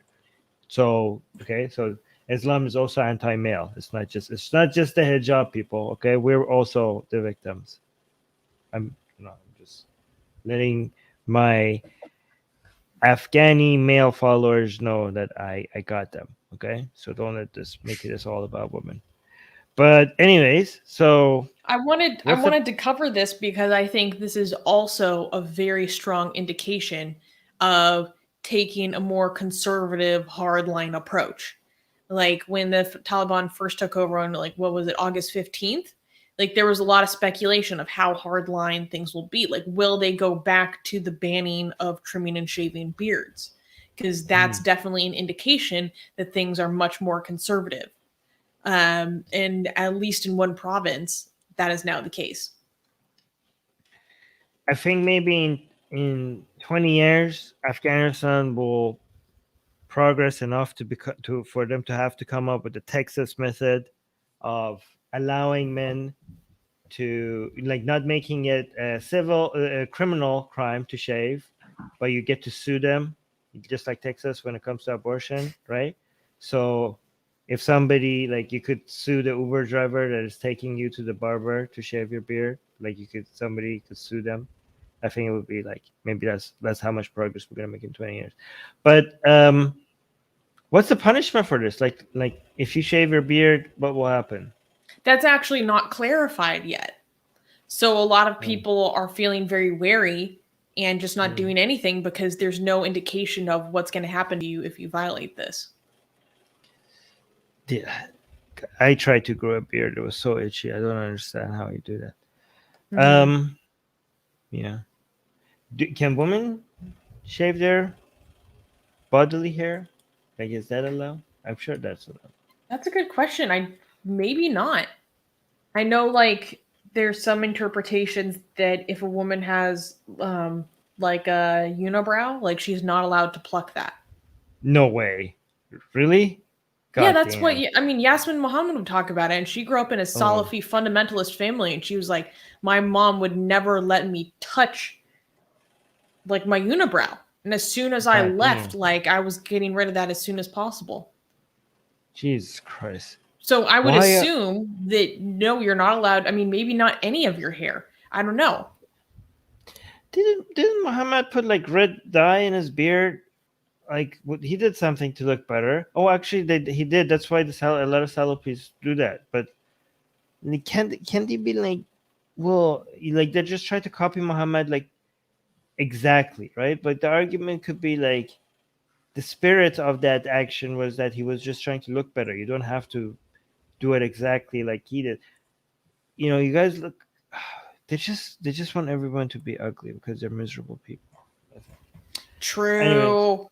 And just for the sake of transparency, so after we published this story, I saw this. So this is from Tribune Pakistan, which is supposedly Pakistan's like only place for news commentary, and they were reporting that in fact there is no ban on the trimming of beards and shavings, saying recently news piece has been, going around even the big cheeses of international and national media. And we covered it, but immediately took it down. At the government level, Talibans have denied such baseless reports. And also, that there was a head of Afghan's National Solidarity Party also dismissed the reports as false, blah, blah, blah. So I'm just saying that for transparency. After I saw this, after we published the story, I did my own investigating, and I haven't seen anyone else talking about that. And I went to go check because I pulled this news from like Reuters, AP, and BBC. I went to go check those original sources to see if they had posted a correction or anything. I haven't seen anything like that. So that's just for transparency. Make of that what you will. it might be that some Talibani said that, oh yeah, we're going to ban this, but it's not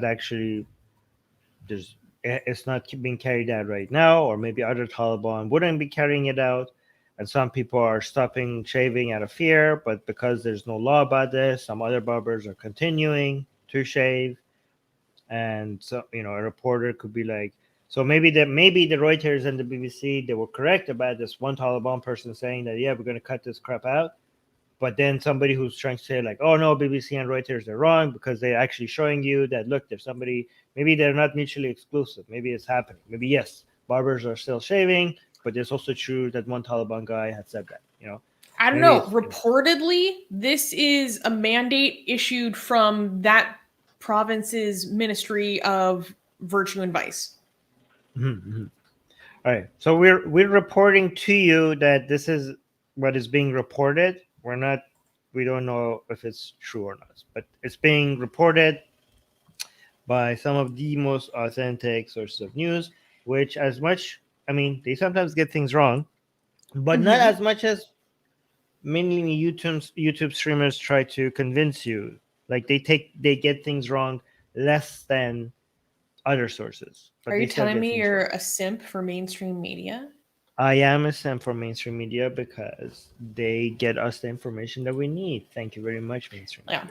And I tried to follow up on the claims of this like Pakistani news Instagram, and I couldn't find any of their sources. So I'm giving them less credence. But just because I'm a simp for transparency, I'm telling this to you. I'm sharing it with you guys. All right. Can we clap for the next news? Yeah, sure. Next news. Atheist Sunday assemblies face challenges amidst pandemic. In the United Kingdom and United States, in 2013, two British comedians, quote, wanted to do something that was like church, but totally secular. That year, the first Sunday assembly took place and eventually expanded to about 70 independent congregations across the United Kingdom and the US. Since the pandemic hit, more than half have gone dormant or completely closed. Many of the leaders of Sunday assemblies interviewed by a religion news service spoke of the difficulty in organizing a secular community. They need to raise money, set up events, look for a venue for the events, organize groups, and do many other administrative tasks. All of these tasks have become more difficult when the pandemic began. Ben Zeller, a professor of religion at Lake Forest College in Chicago, said that new religious groups face the same challenges as the Sunday Assembly. Zeller further explained that it is easier for religious people to start up because of the sense of urgency built into their group identity. Quote, "It's easier to organize if you think your founder is the Messiah," Zeller said. So I thought this was interesting and something I wanted to cover because, one, I like to talk about other atheist and secular groups, particularly ones that encourage community, such as Sunday's Assembly. But I also wanted to cover this because it's important to talk about the difficulty in organizing a community and growing a community, particularly a secular community. Famously, it's people say it's like herding cats when you're trying to organize free thinkers. And I thought that was something important to talk about. In Armin, you certainly have a lot of experience in creating a community for atheists. What do you think about this? I'm one day going to try to actually herd cats just to see how hard it is. But yeah, this is something that we are struggling with as well, because I don't know if you guys know, Atheist Republic has its own what we call consulate, which is our local groups. So, and that has ceased to be active as much as it used to be because of the pandemic. So, guys, if you search for Atheist Republic consulates, the first results you will get is this page, and you can see that we have groups in, every country's major cities. We have groups for people to join and find and meet face-to-face atheists right close to them. So if you're, for example, in Germany and you could live in Berlin, you could click on Germany and click on the city that you are in, Israel, Iraq, Jordan, anywhere, right? And if you can't find your city, you could start your own group for your city. So we have all of this, and the whole point was to get atheists to find other atheists that feel less demonized, less isolated, less ostracized, and find a community this way. But ever since the pandemic, our consulates have been, less active. But we're gonna pick it right back up as soon as this whole this whole like mess is over. We're gonna try to be. We're just gonna wait for see when it's allowed. A lot of And people have been depending doing organized Zoom meetings, trying Zoom to. meetings. But for a lot of That's people, having things in person is really important. In fact, I've been yes. showing up to some consulate Zoom meetings across the world, so that's been fun. That's great. Yeah. Again, we're gonna make sure that we don't do anything that is not allowed. Okay, so like, we're not gonna encourage anybody until it's completely, in accordance with whatever the requirements are at that location. But yeah, it's been challenging to do that. I mean, a lot of people. Here's what it's also for me to do this shows how aware I am of other people's needs, because I cannot relate to this at all. Like, this was a major thing that we built in True. Atheist Republic. This is a major thing that we built for Atheist Republic because I realize how much people need this, right? To be able to find people and meet face to face and communicate with people in person and build connections in person. I do not have that need, but I am aware enough, I'm smart enough to be able to detect that other people do need this, right? So you're welcome. But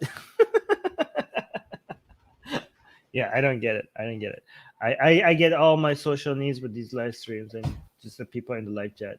This is my socializing, right? But again, guys, if you do require that, like, we're gonna have events for you in real life once the pandemic is over. So go find your concert. What are these other groups that are like? Do you want to give any shout outs to these other groups that are? Well, the Sunday's Assemblies is interesting. So they have more of a concentration around actually providing an experience that is similar to church, just literally without God. So there will be someone who gives like a talk, kind of like the godless alternative to a sermon. And maybe some people come up and like share their testimony or like their deconversion story. And there's even some groups do like sing-alongs and joint songs and singing. And there's often a lot of potlucks that come with it. Like for people who go to church, the food afterwards is oftentimes the best part. So it's an experience that's supposed to be actually like a godless equivalent to church, which personally isn't appealing to me. Like the idea of group singing makes me feel anxiety. But everything else about it sounds really cute. I heard like bonding over food is such a big thing in the human psyche, and religions get that, and they take full advantage of it. Like this is why when you go to church, there's just like food everywhere, and people are talking over like meals. This is why in Islam a lot of Eids are over food consumption. Like they Iftar, eat yeah. iftar. Yeah. Like Ramadan is all about family, people getting together and breaking their fast.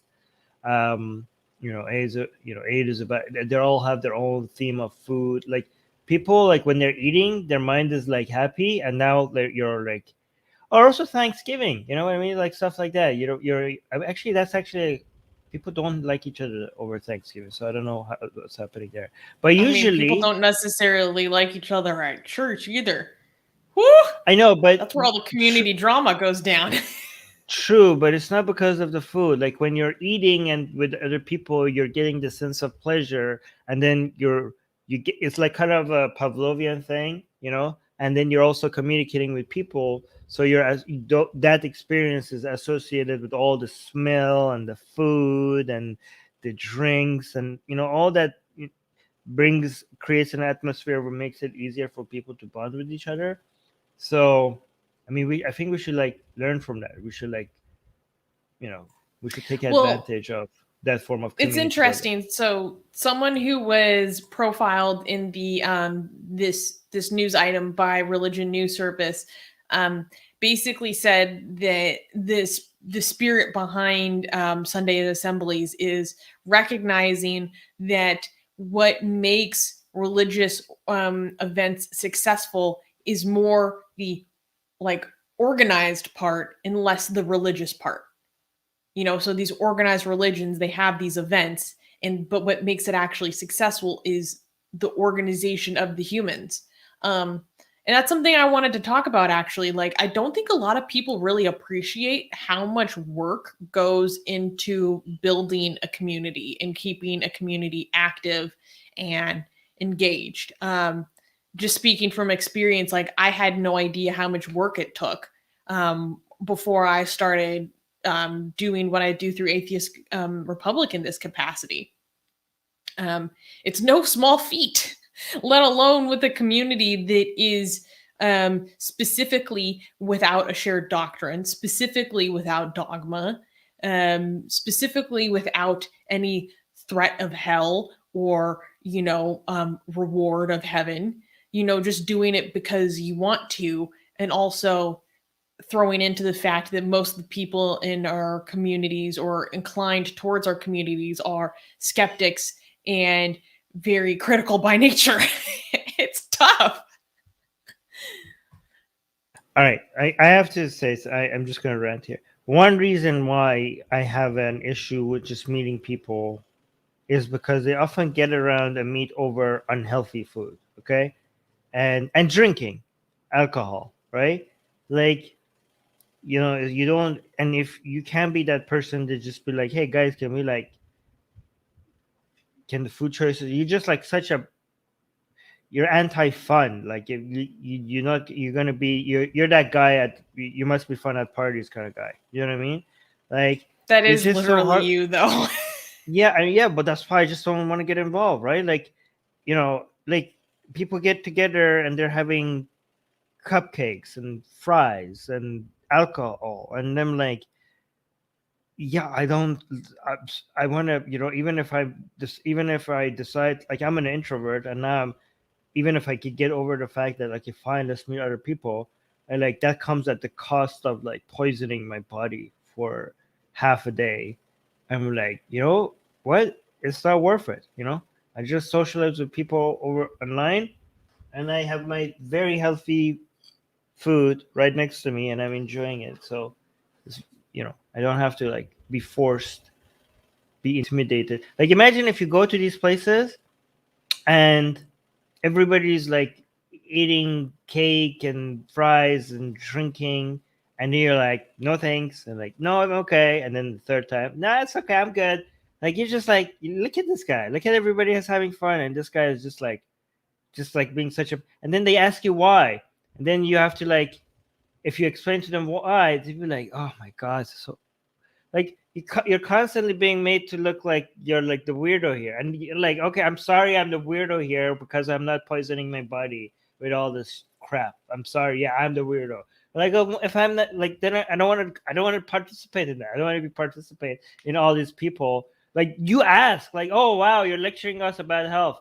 Well, you asked me why I'm not eating this. Like, so what do you want me to do? Like, you want me to tell you, like, I might as well just like, oh, I'm Muslim and this is haram. I might as well just say that. That would be more acceptable. If I said at an atheist That'd be gathering, hilarious. if I said, like, like, oh, you want to drink some, I'm like, some beer, and like, you know what? I'm actually converted back to Islam. That's why. And all of this other food is also najis because non-Muslims touched it, and that's why I'm not touching it. Perfect. You're covered. That would be probably more acceptable than giving people a health lecture. Yeah. Yeah, trust me, you don't want me at your party. I'm no fun.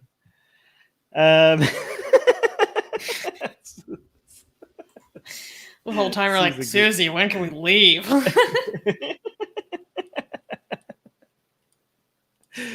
right. Can we? Oh, look at this. Armin's church meeting would be eating protein bars and doing bench press.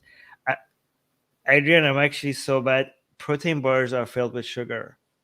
I make my own. Protein snacks with my whey protein. Protein bars are mostly filled with sugar. They're not protein bars. They're sugar.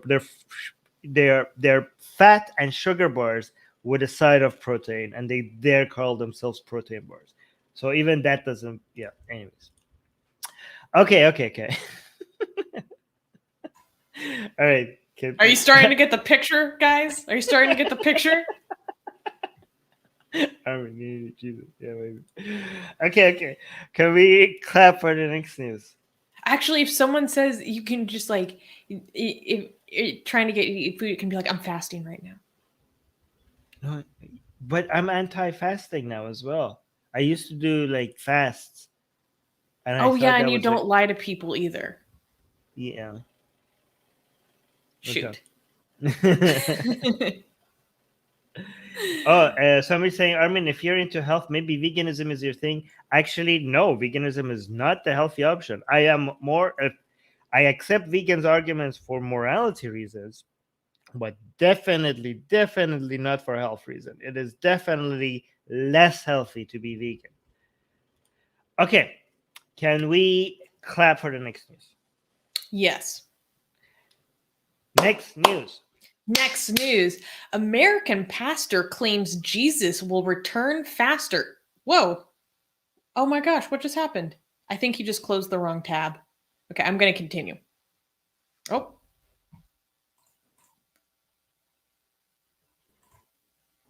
Sorry. God. Did you close the wrong tab? Yeah, I think so. Okay, let's start over. It's because of my VPN thing. But yeah. Okay. Next news. American pastor claims Jesus will return faster if people donate more. In one of the episodes of a 4-day Victory-thon, an annual fundraising event, Pastor Jesse Duplantis claimed that Jesus had not returned yet because people were not donating enough. Quote, Jesus hasn't come because people are not giving the way God told them to give, he said. In the same segment, Duplantis also emphasized his status as a multimillionaire and owner of a jet, adding, quote, "They say, do you own a jet? Yes, you can have it the day after the rapture." The right-wing evangelical pastor is not a stranger to controversy. The 72-year-old preacher from New Orleans has been known to dupe his followers into financing his lavish lifestyle. In 2018, he made national headlines for asking his followers to donate to his $54 million private jet that will let him, quote, "get this gospel preached to the world." Oh, we don't have audio. Should I play it? Yeah. I think I should play it. Yeah. Sing. He starts. By the way, I heard the first part. He actually said, "I honestly believe this." You can tell somebody's going to say something crazy.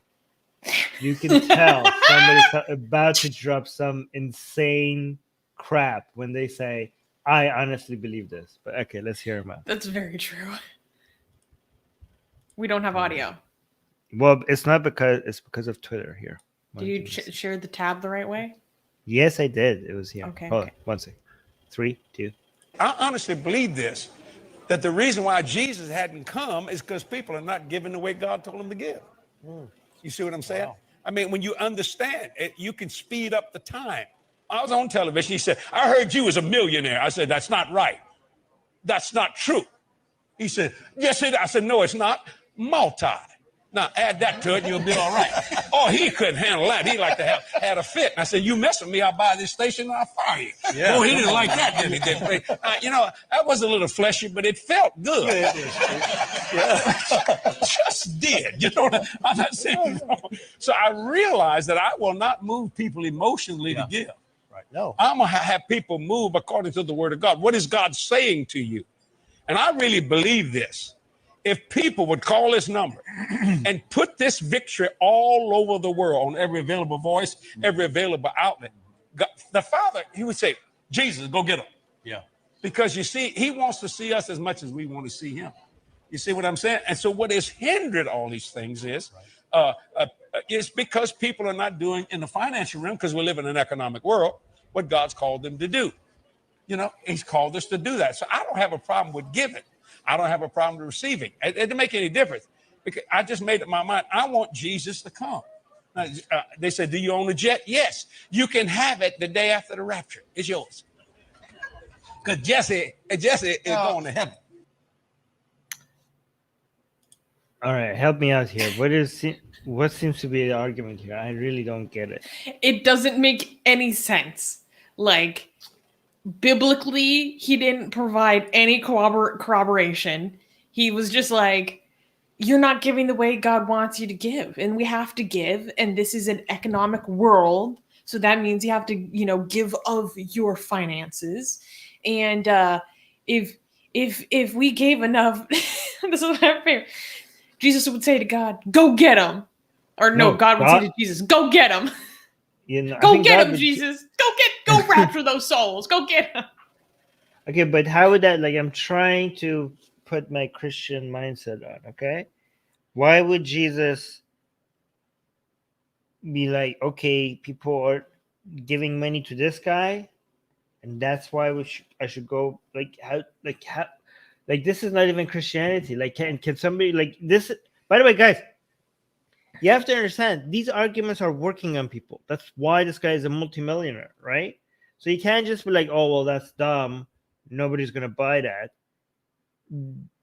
It's whatever they're doing, it's working. These people are multimillionaires, right? So I'm just trying to say, who is being convinced by this? Who's the average Christian who listens to this kind of marketing and is like, "Oh, that makes a lot of sense. If I give more money to this guy, Jesus will come." Can you please try, just because I try to put my mind into other people's, try to see it from their perspective, and I'm failing right now. What is it what is convincing them? Well, Arena is saying, "Get on your knees and he will come." I mean, if that is his point, then yeah, maybe that makes sense. That makes a lot more sense. I mean, you're thinking about it through your rigorous understanding of Christianity, but you're not thinking about it by putting on your hat of prosperity gospel, Armin. Okay, well, explain So it. What the in hell? Yeah. video, for example, did you notice who he happened to be standing next to? No. He was standing next to Kenneth Copeland. Do you remember who that is? Oh, wait, was that the guy that sold the silver stuff? No. I think he might have also done that. You're thinking of, I think his name is Jeff Baker. I But don't understand. Kenneth Copeland is the guy who, I mean, he's had multiple instances of craziness. Like he said, he doesn't. Oh, this guy. Right there. Yes. Yeah, that guy. This guy that once did what he didn't want to go to the airport because of demons. He needs his own private jet because he needs to be around demons because he's spiritually saving people. Yes, yes. Oh, this is the guy. This is the guy that has like he wanted to. I can't even say it on YouTube. He wanted to blow away the beer bug. The beer bug. Yes, yes, yes. That guy. Yes, yes, yes. This guy's scary. Like, yeah, With the exactly. power like of that. Jesus. Yeah. Exactly. And he was like all up close on the camera, like you know, I don't want sweaty to. You know, if I was the type, like he looks like he's demon possessed himself. Like I've honestly, up. like, anyways. But yeah, go ahead. What were you gonna say? Well, okay, so like that just gives people more context into the like the level and vein of evangelicism we're talking about here. Okay, so actually, he might also be standing next to Jeff Baker. No, that doesn't quite look like him. Okay, I think I get it. Are you going? I think I get what's happening here. They're con men. I know, but are they really? Because what is the con? Like, I'm trying to say, what are people paying for? Like, and I think I have the answer because I'm trying to figure out, like, when people send their money to them, are they like thinking, oh yeah, this guy says like if I send money to him, Jesus is gonna come back soon, and that makes sense, so that's why I'm sending my money? Or is it something else they're thinking? Because I mean, where does the money have to go for Jesus to be happy about it? Because this guy has a lot of money. Like, why can't he give the money for whatever is needed for Jesus to come back? But what he's saying is not to give your money for something else. He's like, he's not even hiding the fact that the money is going to him for his lavish lifestyle, right? So this is what's so interesting about these things. They're actually transparently telling their followers to make us richer. They're not lying to their followers. They're like, look how rich we are. That's where your money is going, and send more. And the followers are like, yes, okay, right? This is not a con. This is actually very transparent. They're flashing it in front of their followers. Like, look what your money is buying. Look at our cars. Look at our private jet. Look how much money. I'm a multimillionaire. There is really not much of a con is happening here. Okay. So go on. You wanted to say, I have a theory. I want to tell you what it is. Well, it's going to them by way of this is going towards their drive, which will go into spreading the gospel around the world. So that's kind of the pitch and like the pitch towards Jesus is that, you know, this is to spread his message as far as possible. And, you know, we get paid so highly so that we can continue to do this in the capacity that we do. Like that's the way they couch it to try to make it put a little bit of spin on it instead of as flat out as what you suggested. My theory, okay, is, and this is just not even a theory, it's a hypothesis, okay? Could be completely wrong. I think a lot of these people are living their dreams through these pastors and thinking like they're responsible for it. I think this is like, look at our guy. Look how rich he is. Do you know what I mean? Kind of like, I don't know, like kind of like when people watch like their celebrities, like they like give their house tour, right? But this is the guy that is on our side. This is, you know, and I think like a lot of people value seeing somebody have a lavish life. You know, a lot of people don't get why other people celebrate that, because a lot of people, like, you know, some people even feel jealous. But there are this whole other mentality that people are like, yes, look at his life. Oh my God, look how glorious it is. This is our guy. You know what I mean?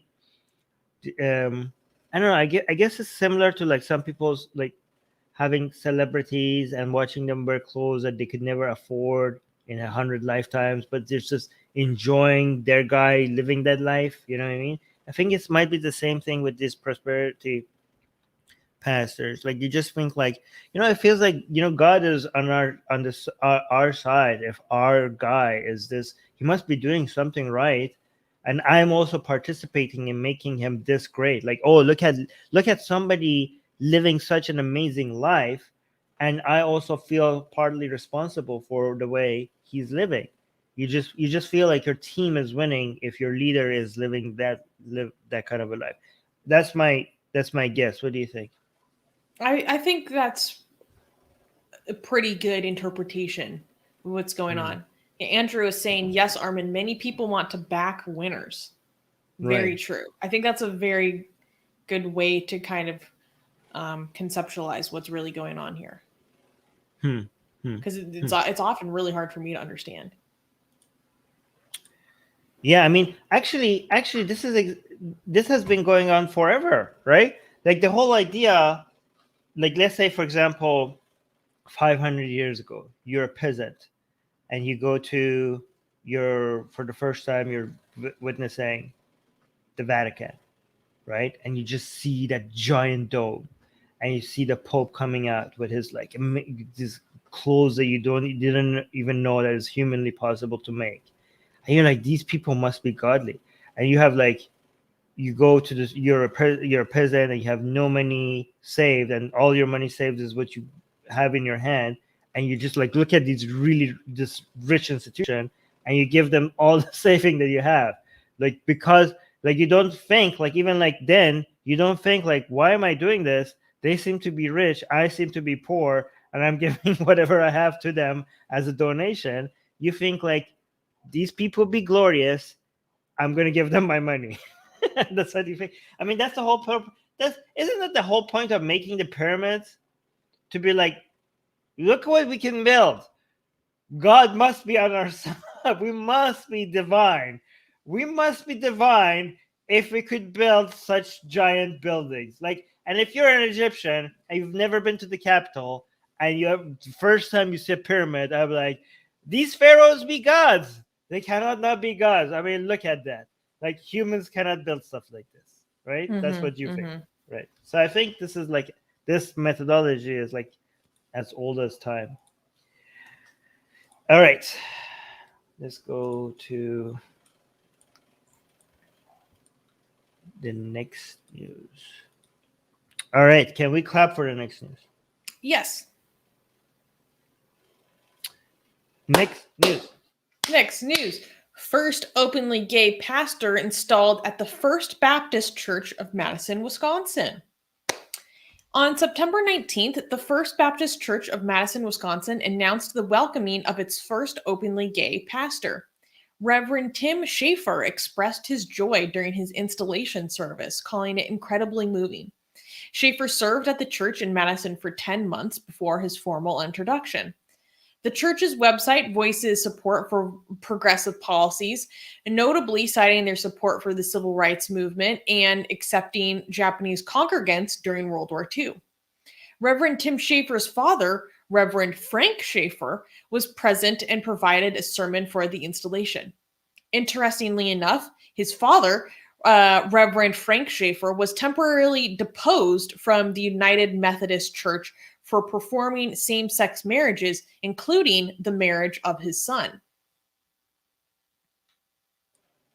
Wow, that's amazing. All right, I am completely okay with celebrating stuff like this as long as it's framed properly, okay?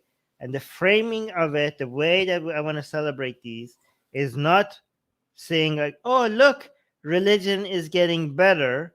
That is not the proper way of celebrating this. The proper way of celebrating this is like, oh, look, religion is bending the knee and we're winning. We're defeating religious influence. We're reducing religious influence. We're dominating over religion and making them submit to our superior values. That's the way, framing that I want for us to celebrate progress like this. Not that religion is becoming better. Religion is not becoming better. We're getting better at defeating religion. I completely agree. I think it's really interesting to think about because like I don't have the best understanding of how different branches of Protestant Christianity actually formally organize their ranks and their pastors and faith leaders. But I remember in college, there was a I can't remember his position, so I'll just say reverend. There was a black gay reverend from a local African American Methodist ensemble who talked about in his role as being a faith leader, there were all these contentions. So he could only reach a certain level within the organization because everyone knew he was gay and they weren't going to let him like proceed in his career. Like they would never let him become a bishop. There was massive controversies surrounding having him like as a leader, and you know he kind of ended up getting away with it because we're in the Bay Area, you know. And so this is a Baptist church. Like I'd be very curious to see how the Baptist national structure actually tackles these situations and deals with these things. Like to what extent is this sanctioned by the broader Baptist body and their actual literature and positions on these things versus, you know, just one congregation doing its own thing, which happens sometimes. But like I said, I don't know, I don't have an as in-depth of a knowledge of how these things are actually decided and ruled upon as opposed to like the Catholic Church, which is very stratified and just very authoritarian. So it's a lot easier for me to comment on what that would be more like. But yeah, I'm very curious to what extent this is actually supported by American baptism at large. It's very, yeah, no, I don't know. I hope they let us know by crying about it and giving us a lot of fun, triggering to watch. I mean, it's a win-win for us. If they don't accept it, we get to watch them cry, and if they do accept it, we can claim victory and accept their defeat and their submission. So either True. way, we're going to enjoy it. Talking about, yeah. Adrian is saying, in a few decades, I expect people to prove that their scriptures were always in support of gay marriage by distorting the meaning of their texts, as they always do to suit their current mentality. Yes, one, they already do this, and two, you make a very good point saying suit their current mentality, because these are the people that say that atheists have no morals because you don't have a singular text, so you don't have objective morality. Meanwhile, their religious morality has been shifting and changing for centuries. Yes. Yeah. Well, like they're like, oh, you don't have objective morality, while their God seems to be keep changing its mind. Like your interpretation of what your God says seems to be changing every 5 years, and they're like, oh, you don't have objective morality. Sure, buddy. Sure. Adrian is saying, brother makes a very good point. Yeah. And that's yeah. Also, let me highlight. Are we done with this news? Can I highlight? Okay, because we're talking about people getting triggered and crying, right? So let me highlight this one because somebody on Facebook is crying. All right. So Jason is saying, sick of your anti-communist posts. Get over it already. Jason, I love this. Please keep crying about it. It just nothing makes me happier than seeing these people get triggered by this. Also, you're welcome. Okay, you're welcome. All right, that is specifically, I went and prepared that for you, Jason. Okay, so I keep love crying, this meme so much. keep crying. It's what motivates me every day. You You have know, it's no kind idea. of funny. I was talking to a friend of mine who grew up in a fundamentalist Salafi household, and when you grow up in a fundamentalist Muslim household, they are, oftentimes talk about the legitimacy of Sharia, what a wonderful system it would be to live under. And then when, as a kid, you bring up all these examples of like, well, here they have Sharia and they have all these problems, and here they have it and their economy is not doing so well because like half their population is allowed to like work or, all the issues that come with it. And then the criticism is always like, well, it's not real Sharia because blah, blah, blah. So we were talking about how it's the same excuse that people use for communism. Like the failure of Sharia and communism is because it wasn't the real deal, not because it's a horrible system that has a lot of problems. No, true Scotsman. Yeah. All right, that was fun. So let's move to the next news, right? Is this the last news? You need yes, it is. You need a mug that says "Commie Tears." Yes, I do need that. Yeah, I need. Well, I mean, when it comes to tears, I think I need like a whole collection of cups in front of me, like Hindutva, Kami, Jihadi, woke, far right. What else? I'll get you a set, one for every day of the week. Give me a.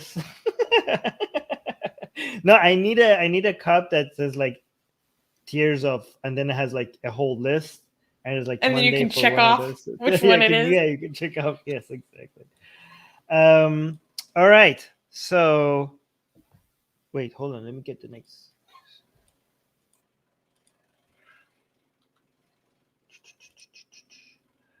All right. So. And I also, in the list, I have a video that we can show that Miriam just released like while we were doing this that I think it's worthwhile. Yeah, I think Music Guy is right. Shot glasses will be better because they're in front of me. And like there would be more room for it if we were doing multiple glasses. Okay. You don't do shots though. I will put tea in my shot glasses. Will you sip or will you just knock them back? I will not. Yeah, it's tea. I could just knock it. Yeah. Anyways, guys. I don't know. Maybe like this is tea. A lot of people think I'm drinking like whiskey or something, or like Jack Daniels or something. This is tea. All right. Can we clap for the next news? Yes, we can. Next news. Campaign for atheist political prisoner. Sorry, let me start again. I had full dyslexia. Next news. Campaign for atheist Iranian prisoner. October 3rd declared International Sohail Day. Atheist Republic, alongside over 130 individuals and organizations, is declaring October 3rd International Sohail Day. Sohail Arabi is an Iranian blogger who was sentenced to death in 2013 on charges of insulting the Prophet Muhammad in his postings on Facebook. The success of previous demonstrations can be seen in the commutation of his death sentence in 2015. However, Sohail was recently sentenced to an additional 2 years in prison for, quote, spreading propaganda with the intention of disturbing public opinion because of his outspoken advocacy for atheism and prisoner rights. You can join by sharing your messages and images of solidarity on social media and using hashtags like #FreeSohail and #Sohail Arabi, as well as sending a message to your local Iranian embassy. Yes. Can I show the video? Yes. Okay, I mean, I basically say the exact same thing that I just said. But we can watch it. But I added music and I did some work. You did a very... You edited this yourself? Yeah. You did such a good job. Yeah. Oh, really? You didn't know? I can't... I thought I sent it to you first because I thought you would be proud of how good my editing was. You didn't know that I did it myself? No, it's so good. Okay. Oh, wow. We got 9,000 views. That's great. Hold on. I am very skilled in so many things you don't even know. Did you not know that I? Okay, no. Okay, why do you think I sent it to you? I was bragging about how good it is. Like, why would I say like all that bragging that I did to you and how good the thing is? You think I was bragging about someone else? I was bragging about myself. I'm actually triggered that you weren't recognizing how good my work was. But now it's good. Now you recognize. Anyways, guys, let's watch the. Okay, because I picked the music and also I'm not gonna just watch. Just look how good this is. Sohail Arabi is an Iranian blogger who was sentenced to death in 2013 for insulting the Prophet Muhammad on Facebook. The success of previous demonstrations can be seen in the commutation of his death sentence in 2015. However, Sohail was recently sentenced to another 2 years imprisonment because of his outspoken advocacy for atheism and prisoner rights. We want to continue this pressure, and you can join by sharing your videos, messages, and images of solidarity on social media and using the hashtag #FreeSohail. You know how we paid for that subscription, that website that gives us music? See, I told you it's worth it, right? That's where I got the music from. Yeah. All right, so the trick is to do the transitions like slowly, like you see? So here's the thing. Here's the things that I learned by watching YouTube videos on how to make videos less boring, okay? So instead of just like putting the image on, what? I want to talk more about the campaign. Okay. The reason why I'm talking about the video thing is because I want to do this more often. I want us to like every time there is like a case that we need to bring attention to, I think we could get like, this is a powerful way of getting the message out every time. We get like you giving the message, under 1 minute video, music, images, very short, like there's a 3-part, like get to the point right away. Who is Sohail Arabi? Why it's important for us to continue to add the pressure, and what you can do. So no fluff, okay? Gentle music, the pictures of the victim, and the call to action. Very short introduction, very simple. And I think this is going to be a very powerful tool for us to use. And I think Susanna reading it is going to get a lot more attention than me reading it. So this is what we're going to do. Okay. Every time we know a case needs highlighting, we need one thing you guys could do is like go find this video and just keep spreading this video. I think it's a powerful video, a powerful way of making a campaign get some momentum. Anyways, yeah, you did a really good job with it. So guys, it's really important that we talk about this campaign. Like I said, over 130 individuals and organizations have signed on to this campaign, including Sohail and his mother. Have shown their support for this effort. So depending on where you live, what time zone, today is October 3rd for you, or tomorrow is October 3rd for you. So we want to create, a big firestorm on social media. So as many people as possible, sharing about Sohail, what the issue is, what's happening is really important, because it's through public demonstrations and pressure that we are able to affect change. And it's also important to think about goals and expectations, right? So maybe from previous demonstrations, people might have felt disappointed about perhaps the success of it, because they say, well, Sohail is still in jail. Like, you guys weren't successful. But no, we were successful because he was on death row and now he is not. So it's important to talk about these things, because if people become disappointed and then demotivated, they're less likely to continue to push things like this forward. So when you guys are partaking in this, I want people to think about your expectations, and our expectations are oriented around lesser sentencing and better living conditions, more health checkups, those kinds of things. Those are big successes in a campaign like this. Armin? Yeah, and Dornab is saying, is Sohail's mother the one that is still Muslim but still supports him? Yes, she is. She's Muslim. She's every time I saw her, I mean, I recently think that might have changed, but she was a hijabi, and she's very supportive of her son's atheist activism, so much so that she actually came to Atheist Republic's Persian show to defend her son, and we asked her if she's okay to come to Atheist Republic's Persian show, given that she lives in Iran, and doing an interview with Atheist Republic could get her in trouble. And she says she doesn't care because she will do anything to bring more attention to her son's case. And right after we interviewed her, she was arrested and she was taken to jail. But we did an interview. She's very proud of her. It's amazing. She's a Muslim mom, and she's very, very proud of her son's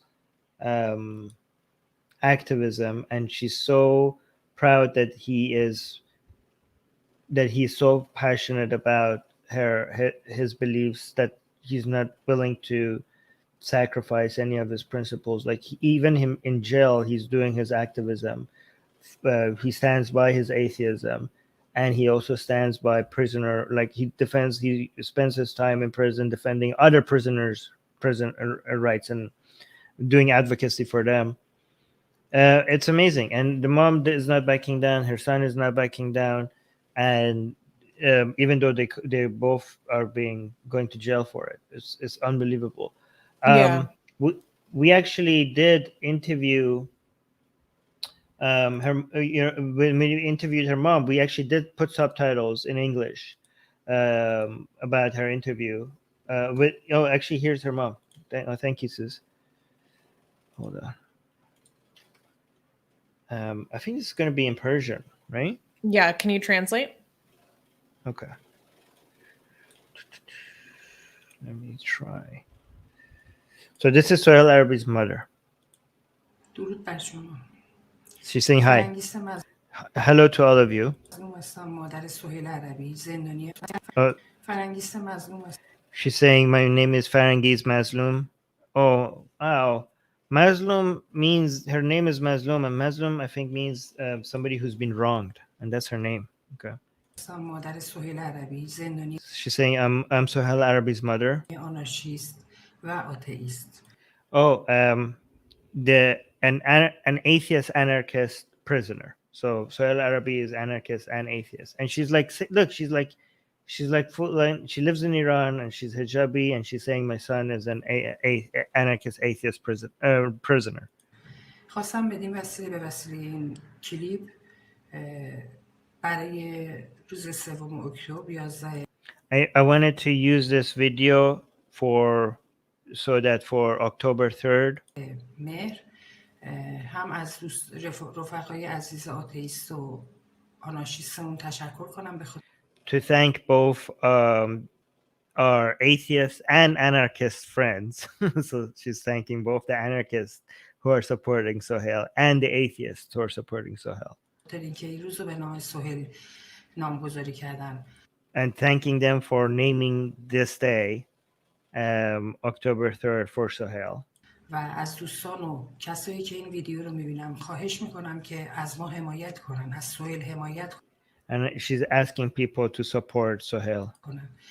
سهیل باید سالها پیش از زندان آزاد میشد با وجود She's saying that Sohail should have been freed from prison years ago. عفو Even though he was supposed to be forgiven, like there was a forgiveness for him, but he's still like, why is he still in prison? سالهایی که تو زندان بود و عذابایی که کشید سهیل And all the years he was in prison and all the misery that he experienced. باید الان آزاد میشد، ولی متاسفانه نه تنها آزادش نکردن بلکه 2 سال دیگه هم به And not only they didn't let him free, they just added another 2 years to his sentence. محکومیتش اضافه شده.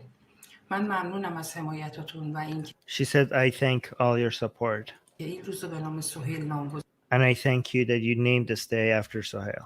کردین. تشکر میکنم از همتون. So yeah, that was that. Thank you for sharing this, Susanna. That was it. That was really good. Yeah, I think it's important to see and like the people behind it and who because it's one thing to just have like signatories on a list, right? Like, and it's another thing to see someone's family member talking about what it means to them to have international support.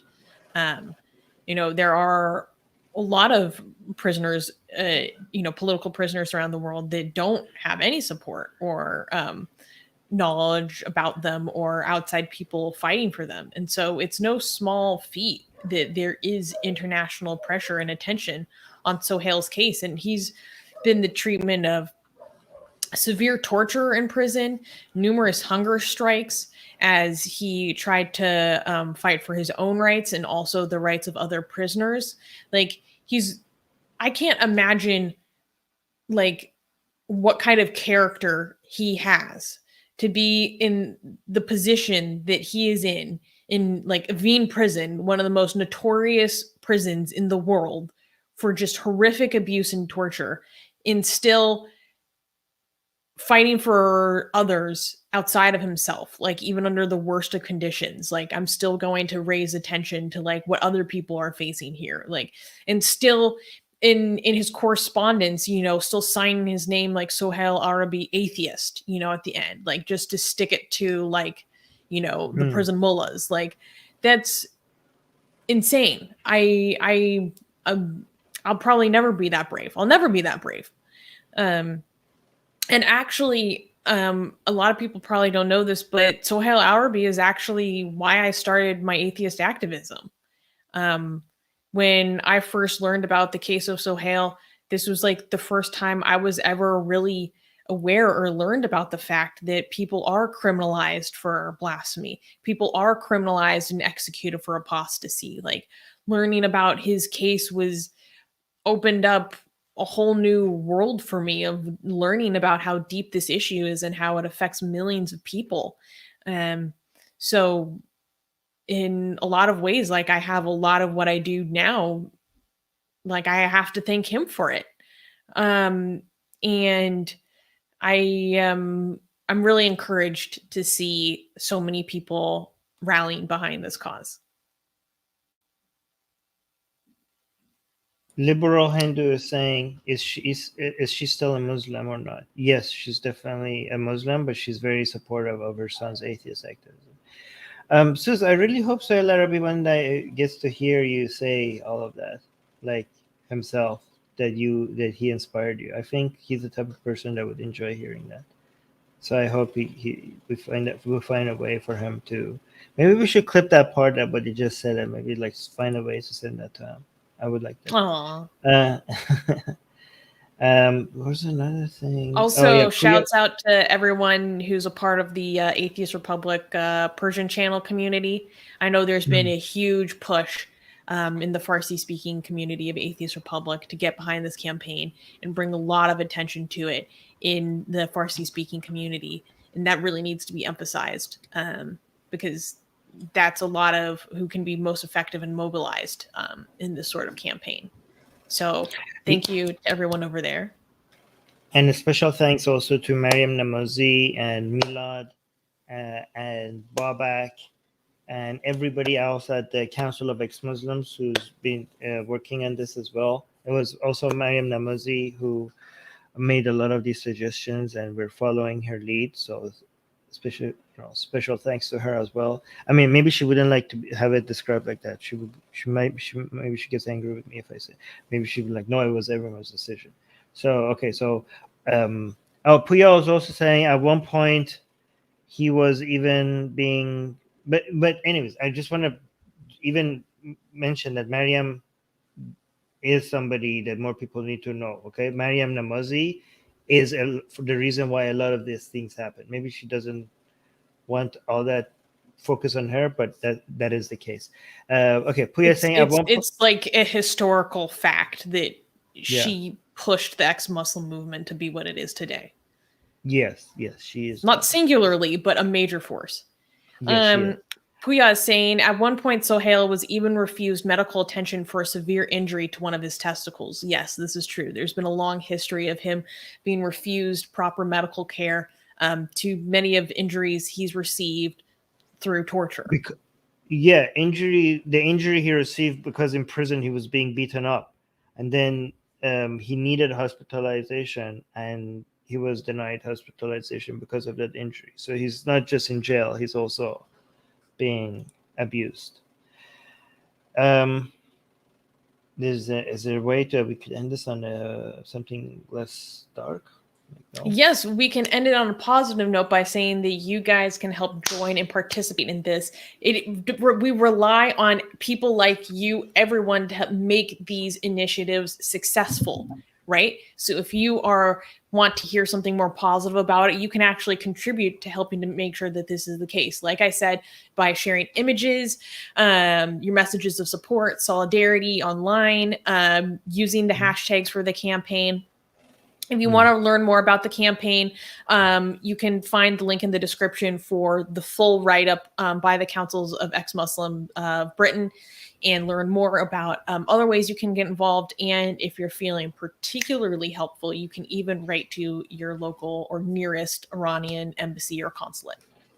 All right. And for the people who think this doesn't have an influence, I've been told that Sohail's mother herself has admitted that the pressure, the attention that her son's case is getting is helping.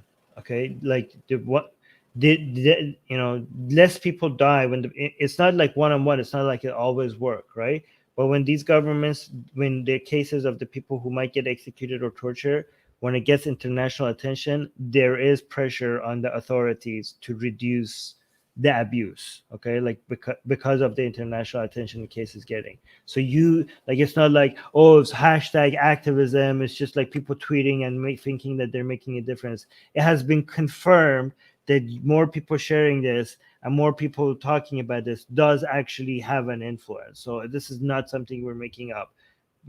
There are many cases to show that it's not like it's always going to work, but given that there's no cost to you to just like post about this and use the hashtag, and the fact that it might work, maybe it doesn't, but there's no cost in trying, and sometimes it helps, you might as well do it just so that you have contributed to maybe helping someone. Yes. And like I said, depending on where you live, either today is October 3rd for you or tomorrow is October 3rd for you. So get on it.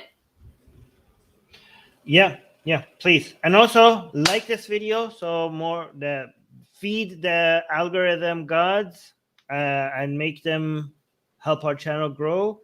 Just that's the only as much as we complain about the YouTube gods, unlike the other gods, they don't demand a blood sacrifice. So the YouTube gods just want you to hit the like button, and they bless this video. They give this video their blessings. Just like the video, it's a very small sacrifice compared to other religions. So please be sure to subscribe to our newsletter, where you can get a free copy of Armin's book, as well as multiple times a week we send you the sexiest blasphemous art you've ever seen. So please join. Yes. Okay. Link in the description. All right, guys. Thank you, everyone. Thank you, everyone in the live chat, and to everybody who's watching this late. If you're watching this later because we clip these videos, it takes a while, and you're like, these news is late.